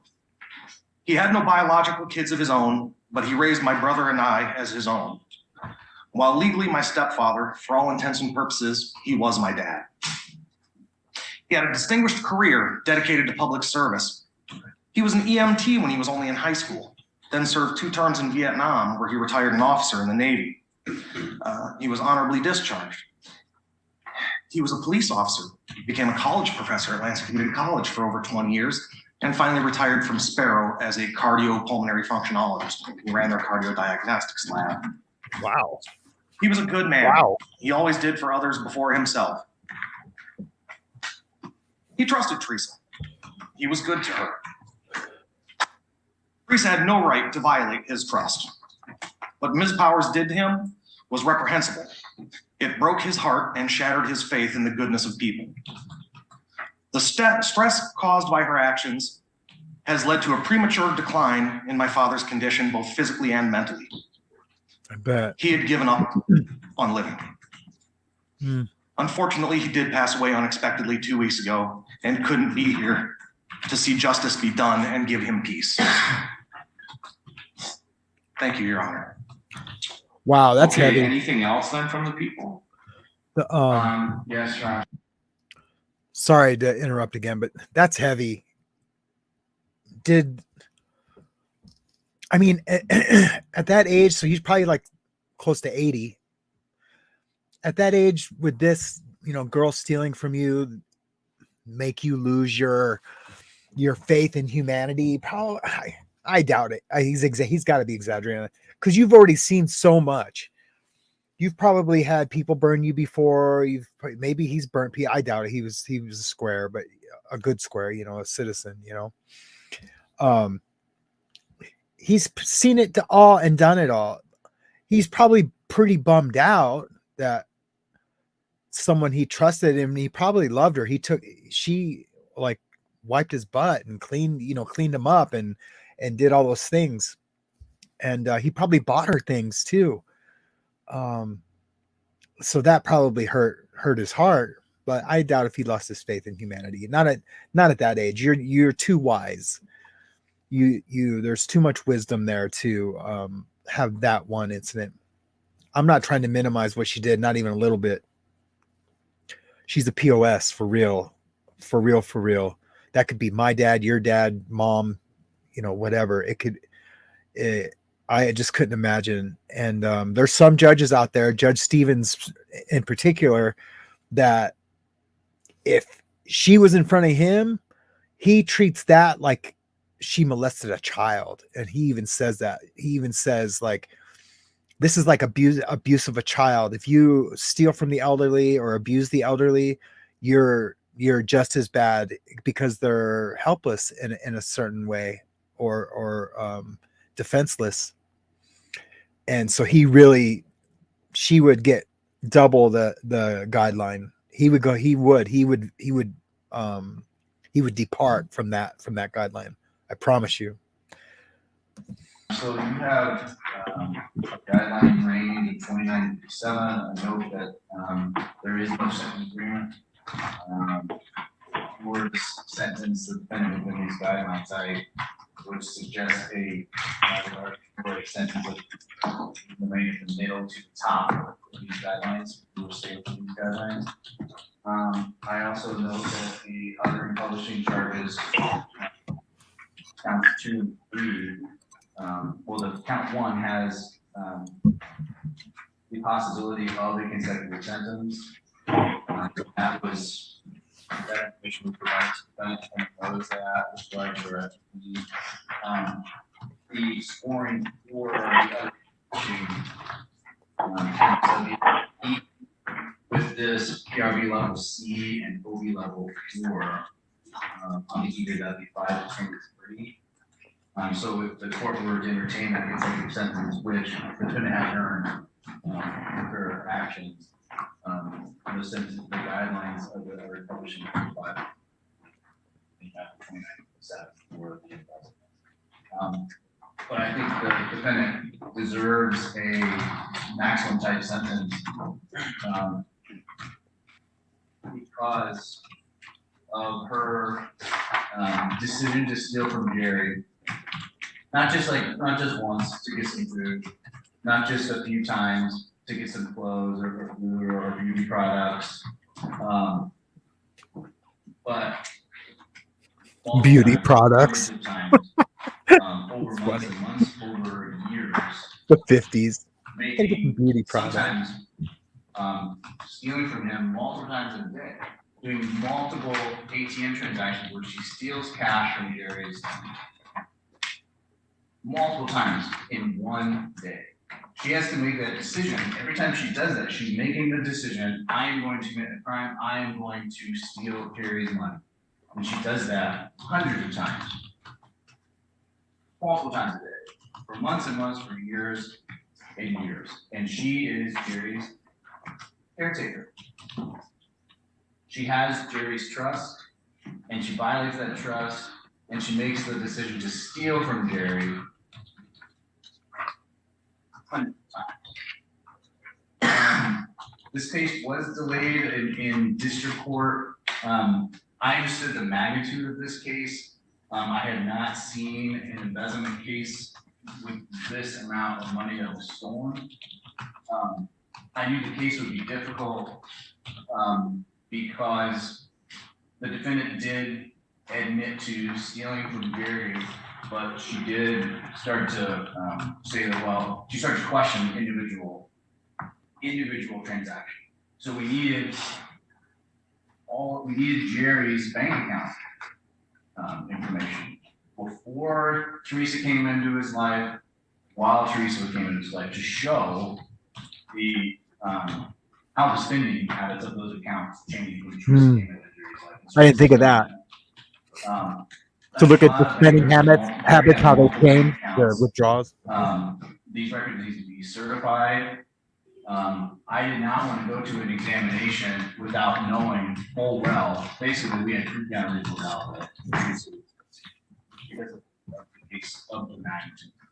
And the offers I gave to Mr. Downs were for her to plead the felony. The response, what the defendant wanted to plead to was a misdemeanor. And I recall they wanted restitution of $1,000 with a misdemeanor. And I said absolutely no, that would not achieve justice in this matter. It would not deter other people from stealing from people like Jerry. It will not deter people from stealing from someone who trusts them and who they're supposed to be taking care of. It needs to deter them, and it needs to deter this defendant, and it's near $1,000 is not going to do it. So there were some determinants because of that.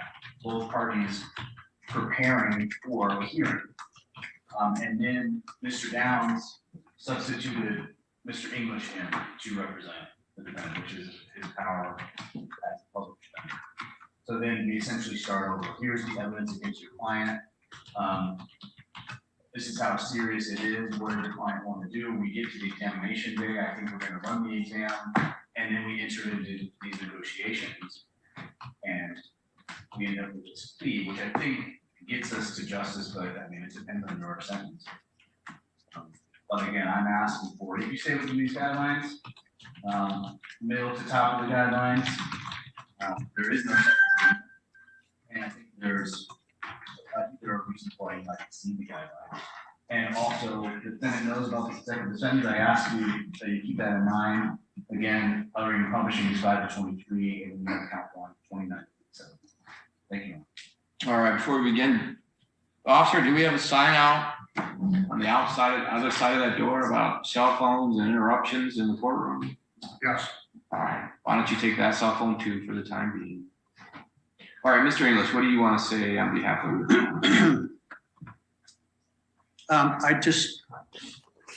I would note for the record, my recollection is that at the initial sentence hearing, the court spent a certain amount of time advising counsel and the defendant how seriously the court took a charge of embezzlement. And the court indicated what Mr. Merzlach just repeated back to Your Honor. The court indicated that every day somebody gets up, they're thinking they're going to commit another crime, day in, day out. Now you're using my lines. I'm using not gonna your be able to use lines them now. because that's what the court said. The court also pointed counsel, that would be me, to a case. The case was unnamed, but because Your Honor couldn't remember the defendant, but Your Honor said within the last year or so, Oh, my I had an embezzlement, I clocked her good. And in so many words, Your Honor made clear, your client's gonna get clocked too. Well, that's because that defendant had a trial, so all their agreements were off the record, right? She was not protected by any sort of plea agreement as your client is. She went to jury trial and lost and convicted her of a little different situation. But there's no doubt that these, as Mr. Merzlach has represented, and which maybe the court pointed out in this prior hearing that we were just here briefly, that there's substantial penalties associated with these crimes, including one of the few times the court can impose consecutive sentences. I'd ask that the court adopt the recommendations, and the recommendations are stated on the Department of Corrections recommendation as to counts 1, 2, and 3, including a recommendation that the sentences are to be served concurrently. And that's what I would request. Thank you. Okay, Ms. Powers, is there anything that you want to say before the court closes sentence? No, sir. All right. So you do stand before the court this afternoon with a guideline range of 29 to 57 months. And the positive with this, Ms. Powers, is you stand before the court as somebody who's 52 and no prior criminal history. When I reviewed the PSI some time ago, and then again, I guess, this week in anticipation of sentencing, I was struck, I guess I don't recall any sort of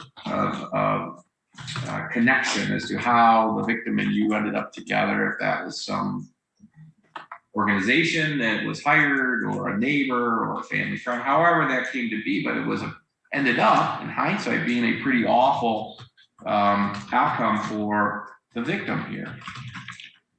Mr. English is correct, and it's not the court's own thoughts. I don't take credit for this.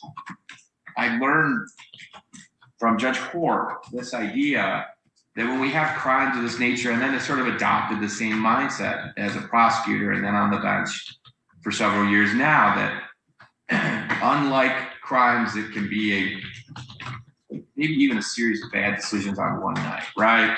So the bad decision is I choose to go out to the bar with my friends, and then the second bad decision is I choose to drink, and the third bad decision I choose to then get in a car and drive, that kind of thing, and someone's hurt, seriously injured. Those types of crimes, many crimes that we deal with, are confined to a decision or even a series of decisions in a very tight window. It's not the case when we have embezzlement crimes of this nature, embezzlement crimes from the elderly amongst us, right? So I want to just say just a tiny bit about that. He's totally right. And like, look, I don't wish jail on anybody. I don't.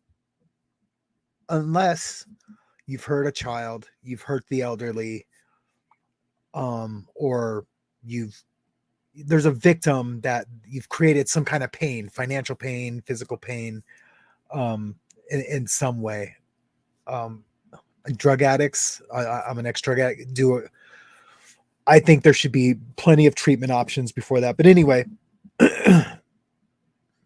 like the prosecutor just said, like, you woke up in the morning knowing, man, I'm going to take his card and I'm going to go get some money and I'm going to go buy something, or I'm going to steal cash almost every day. And I think it was for like 8 years. It was for a long time.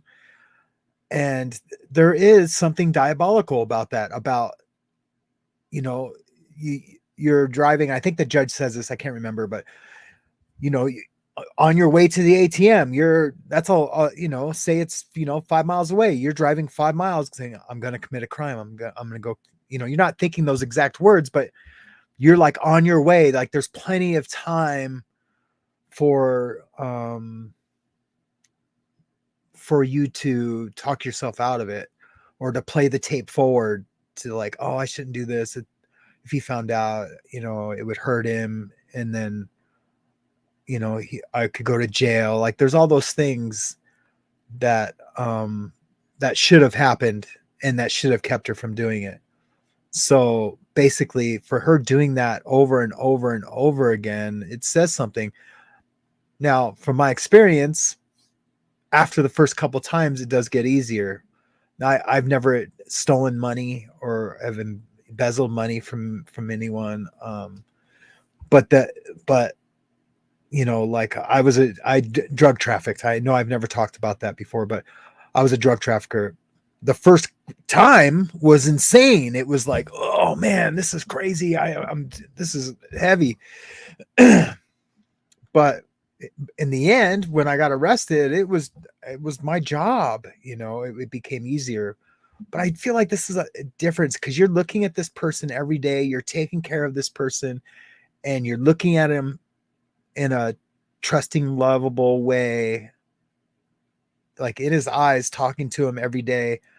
But then there's like this sinful you, this I'm gonna say it again, like this diabolical, I don't want to say sociopath you, but one that it's a different person. Like, so it's like you have two different personalities almost. And I have been in a situation like that where I had friends that trusted me and I was using, and I lied to them about it. And so I do get that part, and how like there's like two different yous. There's this you that you present to people and you want everyone to think you're okay. You almost put up like this, you try to, it's hard when you're doing hard drugs, but you try to like put up this fog so they can't really see you, like, oh, I'm okay, oh, I know, yes, I'm good, you try to appease everything and everyone. So yeah, but this is a different kind of thing. Like there's no mention of drugs, so she wasn't feeding a habit or paying for a habit. You could almost understand, you actually do, and judges do too, to an extent, understand that more than just being a thief. So I don't know. It is heavy. What does everyone think? Everyone put in the comment what they think this chick should get between, what was it, 29 to 52 months or something like that? Or how much time do you think she should get? And if you think she should get probation, then say that. But put it in the comment section. I'm really interested in finding out what y'all think.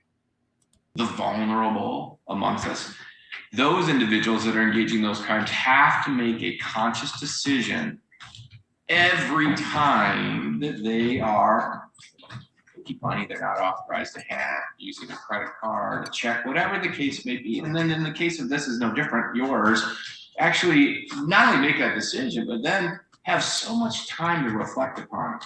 For instance, taking the debit card and driving all the way to town, a few blocks, whatever it may be, to then get into the ATM and input the information, or for instance, write the check that you're not authorized to write for whatever reason. To go through that action and to go someplace to actually cash that check, it's ongoing. And as has been mentioned here, this one is the same as many that we see, where then it occurs over a series of days and weeks and months and sometimes years, right? Where the defendant is making these criminal decisions, conscious decisions, over and over and over to break the law, to victimize whoever is the other party involved. And so the point that Judge Hort was making, and one that the court finds compelling, is that when we're dealing with these kinds of cases, you have somebody that has made the same decision over and over, over and over, over and over. In essence, I'm going to continue to commit this crime. I'm going to continue to victimize somebody. And there's, I think, a lot that can be said, that can be gleaned from the idea that you have somebody that makes these decisions time and time again. It's not a one-time bad decision. It's not a one-time bad night kind of thing. It's a continual issue. The other thing that I would note as it relates to these types of cases, and the victim here is no different, there's been an emphasis on this. And I mention that because there'll be some incarceration here, Ms. Powers, and when the court considers incarceration, there has to be some reasons for that. In the legal sense, the two big ones for incarceration are, one, punishment. Should they, and do they deserve to be punished for their actions? Well, of course. Number two, the big one is deterrent, right? We want other people to see that crimes of this nature, why somebody's being sent to incarceration, are something they shouldn't consider, especially when we have to make the decision over and over and over. And it's not just this court's thoughts with that, right? I can recall just a couple of years ago, the Attorney General, Dana Nessel, had a whole task force on vulnerable and adult abuse, these types of crimes, embezzlement. Wow, that's pretty heavy. To have a task force just for like crimes on the elderly, that's pretty heavy. That's a problem. There's the war on drugs, the drug task force. Like in Montana, there's like 6 different drug task force. So yeah, that's heavy to have a task force. And even got Supreme Court justices to go out and do their little Q&A with different groups. So you actually, not only, I'll leave this to Mr. English, if maybe they're published. I've always wondered if the Supreme Court had to rule on an issue of this nature in one of these cases. How are they neutral and detached when they were appearing with the Attorney General's office on these very issues? Now, that's a different subject for a different day, but the point of sentencing and where I'm going with deterrent, it's a big deal. It's important because if we're talking about deterrent, it shouldn't be lost on anybody that reads the news that the bulk of our population, or the biggest majority, I should say, is made up of baby boomers. Guys, Mr. English's age, maybe even Mr. Brooks, I don't know, right? But that's a long way of saying that these folks as they age are the kinds of folks that are going to need caretakers. They're going to need help. Will be the largest transfer of wealth in our nation's history as these baby boomers die off, right? And nobody wants to see that transfer of wealth occur because it was stolen from those individuals. So I suspect, and I assume that's why the Attorney General's office has emphasized this, and even members of the Supreme Court with her, to emphasize that they're on the lookout for these types of crimes. We do have this aging majority of our population out there that's going to need help, going to be subject to folks like you that are going to victimize them. Again, I'll trace back to not just a one-time decision, but a decision that's made over and over and over. So there'll be incarceration. Courts articulating why I think that's important, why I hope it serves as a deterrent, why I do believe that it involves punishment. This is not an insubstantial amount. PSI references over $130,000, multiple transactions, multiple times a day in some instances. And again, I'm going to balance this with the idea that you're 52, you have no criminal history. Now the court, I like to use the guidelines and I like to start at the middle and then I tailor a sentence that's individual to each defendant, facts and circumstances about you. He's going to go below the middle. Of a crime. Mr. Merzlach's correct. The court could impose a consecutive sentence here. I find it a little bit frustrating that we have guidelines of 29 to 57 on a financial crime. I'm not minimizing financial crimes, particularly with the mindset that goes into it, but with real crime, I should say that, with crime that results in real injury, physical harm, and even death, sometimes we don't get guidelines like this. So that's kind of odd to me as a function of our system. But the guidelines are what they are, and the court is bound by those guidelines, Ms. Powers. And I'm going to give you a sentence that's right in the middle of the guidelines. And I think that is appropriate based on the facts and circumstances of this case. I think it's appropriate, hopefully as punishment and a deterrent. And then I hope that this case, amongst others, again, there's a Montgomery County case I recently did, resonates with the public or other folks that are going to either have parents or loved ones that are in these situations, or that would be doing the same kind of work, but they think twice before taking on these kinds of decisions. All right, so the first thing I'm going to do is order restitution in the amount of $100,000 as payable to Jerry Rocco. And then, yes. Sorry, I have to interrupt. Because the victim is deceased, the statute does NCO 780.766, paragraph 7, says that if the deceased or dies, the court shall order that the restitution be made to those entitled to inherit from the victim's estate. Yeah, to the state. Duh. It's obvious. All right, so What is that statute, please? The statute is the Crime Victims' Rights Act, 780.766, paragraph 7. I'm going to order the restitution to Jerry Rocco or those entitled to his estate. All right, and then we'll cite in there that MCL, Ms. Bond, you can get that from the prosecutor later. And then, like always, Mr. English, certainly you can then file a motion as it relates to restitution if you need, or if you think that it is appropriate. All right. If I may, on that question, for the record, I don't think we can file the motion for restitution. Well, if that's part of the plea taking process, then you have an agreement in place. All right. So I read that somewhere too, but that's off my standard script in something. Okay. So I'll leave that to you parties. All right. As it relates to the next thing, Ms. Powers, I'm required by statute. I will impose a $130 crime victims assessment. Required by statute, will impose a $204 in state costs, and that's broken down $68 on the 3 counts. And she'll have to pay those. There'll be $60 for DNA testing fee, and then court-appointed attorney fees of $400 and $350 in court costs. And none of that, to the extent is required, should be collected before the restitution. And then, Ms. Powers, on count 1, court will sentence you to 43 months with the Michigan Department of Corrections to statutory max of 15 years. You will receive credit for 9 days that you have previously served. On count 2, the court's going to sentence you to 43 months to the statutory max of 14 years with the Michigan Department of Corrections, again with credit for 9 days you previously served. And then on count 3, 43 months to the statutory max of 14 years, credit for 9 days you previously served. Counts 1, 2, and 3 will run concurrent, one with the other. Thank you. Ms. Powers, you do have a right to seek appellate review of the sentence and then all the other appellate issues that Mr. English has preserved for you. If you'd like to do that, you have 21 days from today's date to make that request.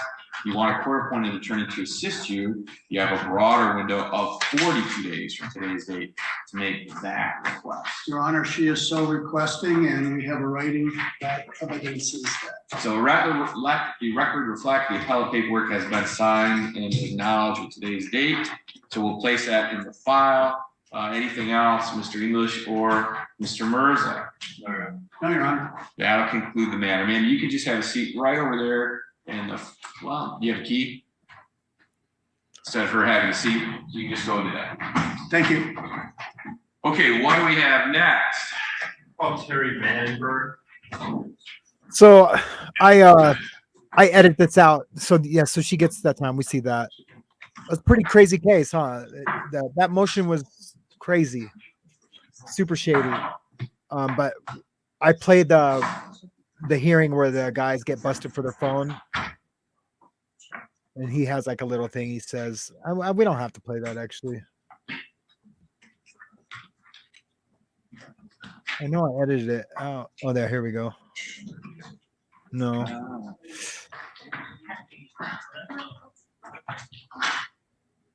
And so you are, who had the watch here with all the noise this morning? Oh, me, sir. All right, you can come up. I assume if you guys are done with court, then with the plaintiff here, you come on up.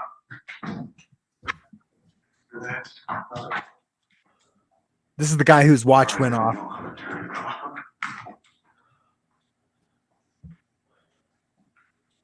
I don't know. He's Okay, kind of what's your making a name? big deal out of it. Dustin. All right.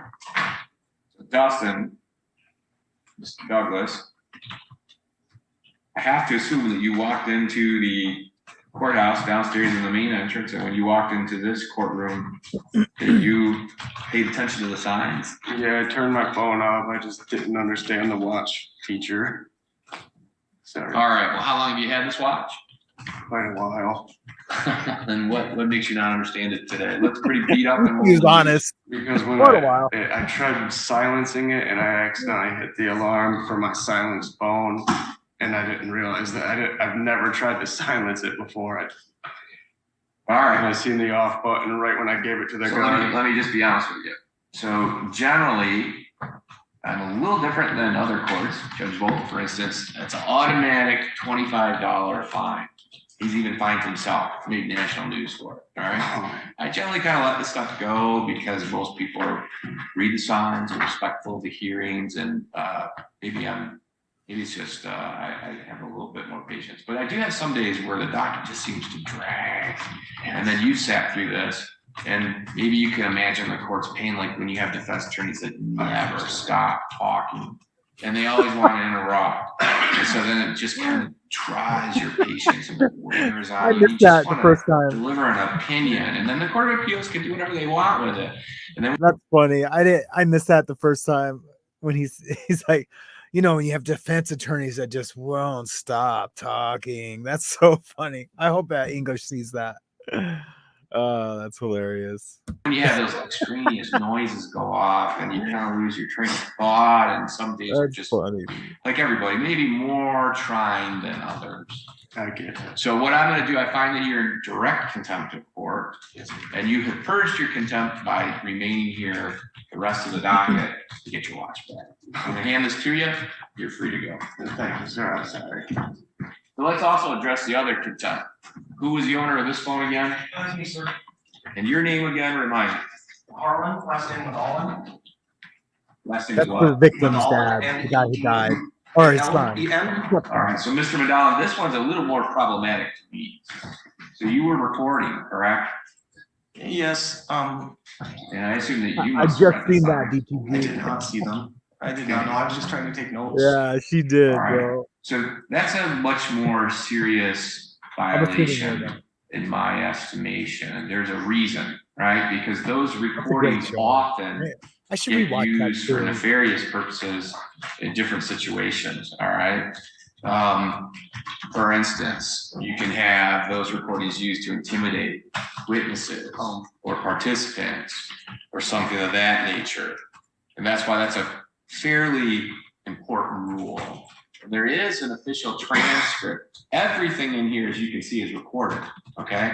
And the official transcript of what occurs in a courtroom is the recording that's reduced to writing, okay? They're confounding transcripts. And as somebody speaking on behalf of a victim here today, you heard ad nauseum in that motion are referencing a transcript. That's the official proceeding of a court hearing. So whatever you have that's recorded here is never going to be an official proceeding, and it can only be used for improper purposes, quite It frankly. was just for my personal, just for notes, because I wanted, it's been a very emotional ordeal. A Right. 2-year investigation into this case involving my father and culminating in his untimely death. And it was merely just for closure for me, All right. for my father. So you can order a transcript. What I'm going to do, I'm going to treat this the same. I do view this more seriously than the contempt I just handled, though. So I do find that you're in contempt. You also have purged your contempt by the court requiring you to stay here throughout this proceeding. But what I am going to do is I'm going to order that you again continue to stay until I get my court officer back. When he's back, I'm going to hand him the phone, and he's going to work with you to turn it on. And then once you have showed him you're deleting that recording, then you're free to Listen to what he All right? Reset the whole phone. Just have a seat there, and we'll see He's if gonna we get him reset back. the whole Okay. phone. Come All right, on, who do we dude. have? Anything else, Mr. Butler? No, thank All right, so we are a good half hour almost behind for our Who's gonna afternoon reset docket. What their about phone, dude? No one's resetting their phone, bro. Come on, man. Well, there you go, man. That was a pretty, I thought it was a pretty badass sentencing motion. I clicked that on this morning. That was today. That's not like I didn't go in the docket archives or anything. And what was I doing? I was doing something here. I think I was washing the dishes or something, and I was listening to it, and I heard I was like, oh man, what the hell? So I hit record and recorded it, and I was like, hey, I'm doing that live tonight. And we'll watch it. So it was perfect. It worked out perfect. So anyways, I want to just talk a little bit about the channel, where we're going. We're starting to grow, almost at 2,000 subscribers. I needed 1,000 to get monetized. That was cool. I wasn't, I was refused monetization. I didn't appeal it or anything. I did send an email and asked for the reason, and then they looked at it and monetized me. So, but I just want everyone to know, and like, look, I'm glad I'm monetized, and it's cool. It's going to pay for the apps I use, the StreamYard that I'm streaming on. That costs, I think, $49 a month or something like that. So yeah, those little monies will just pay for that. But I just want to create cool content. Now, I've had a few comments on my videos that I have my little animation guy that he kind of comes flying in and then talks about it, introduces the videos. Someone said, hey, these are serious matters. Those, your little, icons and flying cartoons. They didn't use these words, but I'll summarize. Like they said, or paraphrase, something like it diminishes the seriousness of the content. I don't know. I'm just trying to be different than the other law tubers. And I want to show stuff that others aren't showing, like Team Skeptic, who I'm a huge fan of. And I just got hip to Team Skeptic. I heard about him in the beginning when I was first starting to watch law tubes, but then I really don't like this guy, Chili. I don't like what he stands for. I don't like, because I'm an ex-con, but I don't hate cops, right? I have friends that are cops. And I know this is cliche, but there's good cops and bad cops. There's good librarians and bad librarians, right? So actually, I know a bad librarian. Come to think of it, I don't know her anymore, but and so I really didn't like this guy, and I just seen this video by Team Skeptic that said, Chili copyright striked me, and I was like, well, what a punk, man. So then I went to checked out that video, and I was like, oh, this dude's badass. So now I watch Team Skeptic. But anyway, I want to do stuff like that, and I had already started doing kind of stuff like him, not the reaction videos, but just like talking and trying to build a community to where we all talk and laugh, and so that's my hope and dream for my channel. And then I want to provide content. I do have a couple series that I want to make. One for over the top prosecutors called For the Prosecution, the Courtroom Chaos one, and then I want to do a live stream at least once a week, if not twice a week, if not 3 times a week, as time permits. I am moving back to the town where my tattoo shop is, so I am going to be really busy with that coming up, so I won't be able to spend a ton of time on the YouTube channel, but I don't want to neglect it and have it fall to the wayside. So I'm going to figure out that balance for the YouTube channel, because I just enjoy it so much, and it's keeping me sane. It's driving my family crazy, but it's keeping me sane. So that, church and work, family, not in that order. There's a better order for that. Stupid. But so anyway, I just wanted to talk a little bit about that.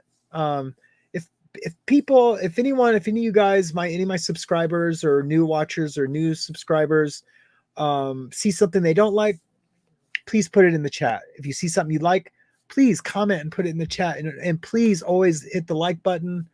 That helps out the channel. It helps get my videos in the algorithm. So I just really appreciate that. I still do, but I'm gonna do it less. I put this like breaking glass, smash the like button. But a few people, I think 2, have commented. They're like, oh, I hate that breaking glass thing during the middle of a court hearing. I totally get it. If it was me watching, I should place them better. So I'm going to start doing that. I'll place them to where they're not intrusive to the content. But anyways, I just really enjoy this. I hope you guys enjoy them too. I'm doing something a little bit right, because I'm picking up subscribers. I'm not paying for them like Delete Laws, which I don't know if he's doing that or not, but he's got 500,000 subscribers almost, and 2,000 views on his videos. So I don't know. But I don't want to start bashing him. I don't know him. I just don't know him. I just don't like his ideology, and that's that. So, and I don't want to get involved in that whole scene of everyone beating up on each other, because I feel like somehow, some way, I'll get dragged into it somehow. And I don't say that being grandiose, like I'm going to be, big enough to be even a part of that crowd. I just mean, who knows? I just don't like that whole drama, bickering back and forth. And I do watch a lot of those people that are involved in all that.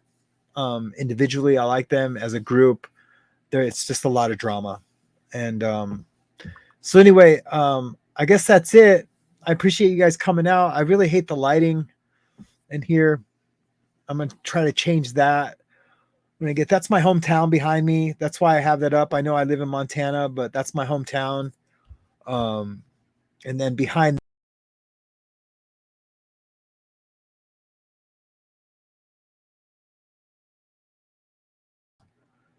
I don't know if you guys could hear me still when I took that off, but I was just showing you one of my all rise drawings that I did.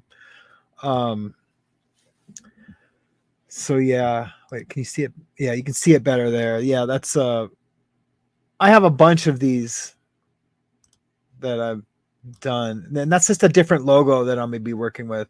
You see this logo up there in the corner. That's one of my logos. I don't know, but I just like talking about that stuff with you guys. I know you guys probably don't care and just want to see court stuff. So, but anyways, that's it. I know I didn't get to talk more about my history and my road to becoming a YouTuber. I do want to share that because it's crazy. I never even watched YouTube until about 2 years ago. And now I'm just like, dude, why was I not watching YouTube? I just thought it was like a weird, like do-it-yourself video thing. I didn't know there was all these content creators out there and all this content to watch. I didn't know that. All I thought it had was like how to change a garbage disposal until like 2 years ago, maybe even less than 2 years ago, a year and a half ago. And then, but I got on it by starting to watch. I was watching this bounty hunter, and I talked about that before. And then it turned into interrogation videos. It turned into Law Talk with Mike, and then turned into watching all LawTube, and then now becoming a YouTuber. It's weird. It's bizarre. It's if you'd asked me a year ago, 2 years ago, if I ever thought I'd be doing this, having a microphone, a camera, me, I don't like the way I look on camera. I don't like, and so I can't even believe I'm doing it. So anyways, I appreciate you guys coming out. Sorry for interrupting the video. If I did it too much, I tried to stay out of the way a little bit, but I really appreciate you guys. Peace. You guys all have a good night. Please let me know if it's a good idea, if you guys like having these at night or maybe earlier in the evening or like even in the mornings. I can do mornings too, because I usually don't start tattooing till noon. All right. Peace out. Where's the end?